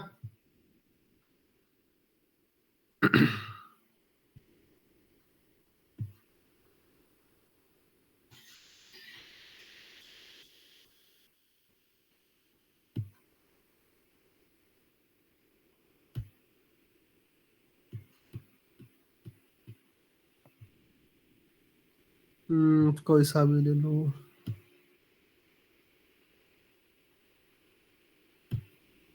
जीडीजी का कोई कॉन्टेस्ट होने वाला है क्या?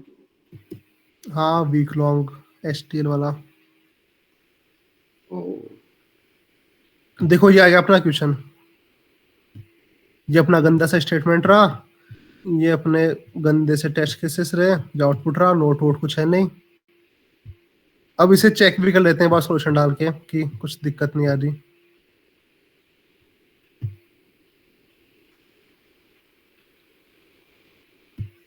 और टेस्ट के सालसियों की तरह मत बनाना भाई, तो थोड़े अच्छे हाँ, टेस्ट तुम्हें केसेस वो जो रखना। वार्निंग आई थी ना 4-5 की, ये वाली वैल्यू हिट नहीं हुई, ये वाली, ये सब हिट कर जानी चाहिए तुम्हारे।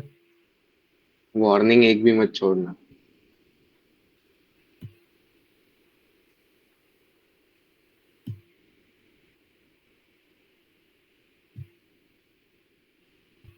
ये क्या हो रहा है?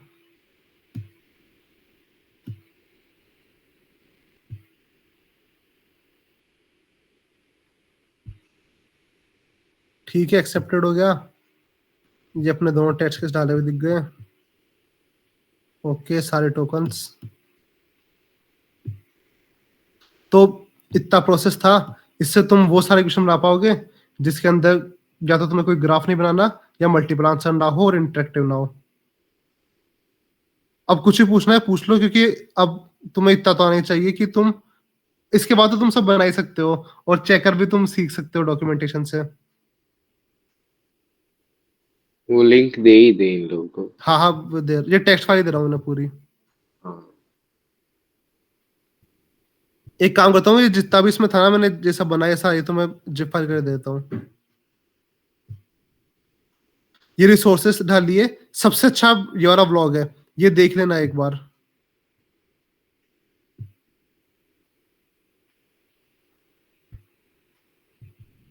ये काफी अच्छा ब्लॉग है, इसमें सब कुछ दे रखा है, इससे तुम देख लेना। ये शायद पहले ही शेयर किया होगा।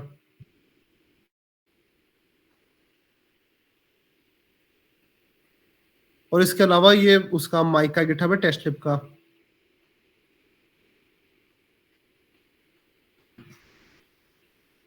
इस गिटहब में तुम्हें सब मिल जाएगा, इंटरेक्टर्स भी मिल जाएंगे, थोड़े बहुत बनाए हुए वैलिडेटर मिल जाएंगे। जैसे वैलिडेटर्स थे, तुम्हें थोड़े बहुत दे रखे हैं कि बाईपाइट्रेट ग्राफ का वैलिडेटर कैसे बनता है, अनडायरेक्टेड ग्राफ का कैसे बनता है, वो सब बनाए हुए हैं। जैसे कोई वैलिडेटर खोल के देख लो, ये बहुत सिंपल वाला है, जिसके अंदर सबसे पहले इसने एन लिया, फिर इलोन, उसके बाद फिर इसने लॉन्ग्स रीड कर लिए एन, जिनकी साइज यहाँ से लेके यहाँ तक है, basically 1E9 into 1E9 minus 1E18 से लेके प्लस 1E18 तक है, इसे ये डिफाइन कर दिया। ये एक वैलिडेटर है। उसके अलावा तुम्हें जनरेटर के भी एग्जांपल मिल जाएंगे, चेकर्स के मिल जाएंगे। चेकर भी बहुत टाइप के हैं, जो बाय डिफॉल्ट चेकर ना ACMP वो बने हुए उन सबके भी है, और एक्स्ट्रा वाले भी है, और जनरेटर्स भी है सारे। मतलब कुछ कुछ जनरेटर्स है, जैसे अगर तुम्हें रूटेड ट्री बनाना है तो उसका जनरेटर CPP वाला है। तुम ऐसा करके जनरेटर बना सकते हो, मतलब एक ट्री कंस्ट्रक्ट कर सकते हो, वो सब है, ये तुम देखना रेफरेंस के लिए। और जो भी इसमें यूज हो रहे हैं वो सब मैंने बता ही दिए। एक शफल का होता है, उसमें तुम वेक्टर की तरह डालते हो और वो नंबर्स को शफल कर देता है। सिंटेक्स वगैरह देखना, सबकी मैं गाइड भेज दूंगा। अब अपना बचा है कस्टम चेकर वाला और उसके अलावा और स्ट्रेस टेस्टिंग। ये दो मेन चीजें ये बतानी है और इनमें अच्छा सा टाइम जाएगा। और टेस्ट केसेस स्क्रिप्ट के से अभी मैंने बताया था, मैंने मैनुअली डाले थे। अब आता है स्क्रिप्ट लिखने का, उसमें तुम स्क्रिप्ट लिखोगे उधर तो अपने आप टेस्ट के जनरेट हो जाएंगे। ग्रीडी क्वेश्चंस बना रहे हो तो उसमें स्ट्रेस टेस्टिंग की जरूरत पड़ेगी, मुझे लग रहा है। हाँ वैसे नहीं पड़ेगी तुम्हें जरूरत स्ट्रेस वगैरह की, हाँ, खुद से ही सोच लो इसमें जरूरत ना पड़े। तो वो तो सर एक नेट पे वीडियो है ना कि ब्रूट फोर्स वो दोनों को चेक कर लेता है, मतलब और वो रॉन्ग आंसर दे देता है कौन से पे। हाँ हाँ, नहीं मतलब तुम्हें पॉलीगन पे करना हो तो बता रहा हूँ, वैसे तो जी। हर चीज तुम कर ही सकते हो टेस्ट के, मतलब जो नहीं है तुम पॉलीगन पे बनाओ पूरा प्रॉब्लम वगैरह। तो ठीक है, तो बेसिक सा लेक्चर था, सब बता दिया और समझ में भी आ गया होगा। कुछ नहीं आओ तो पूछ लेना।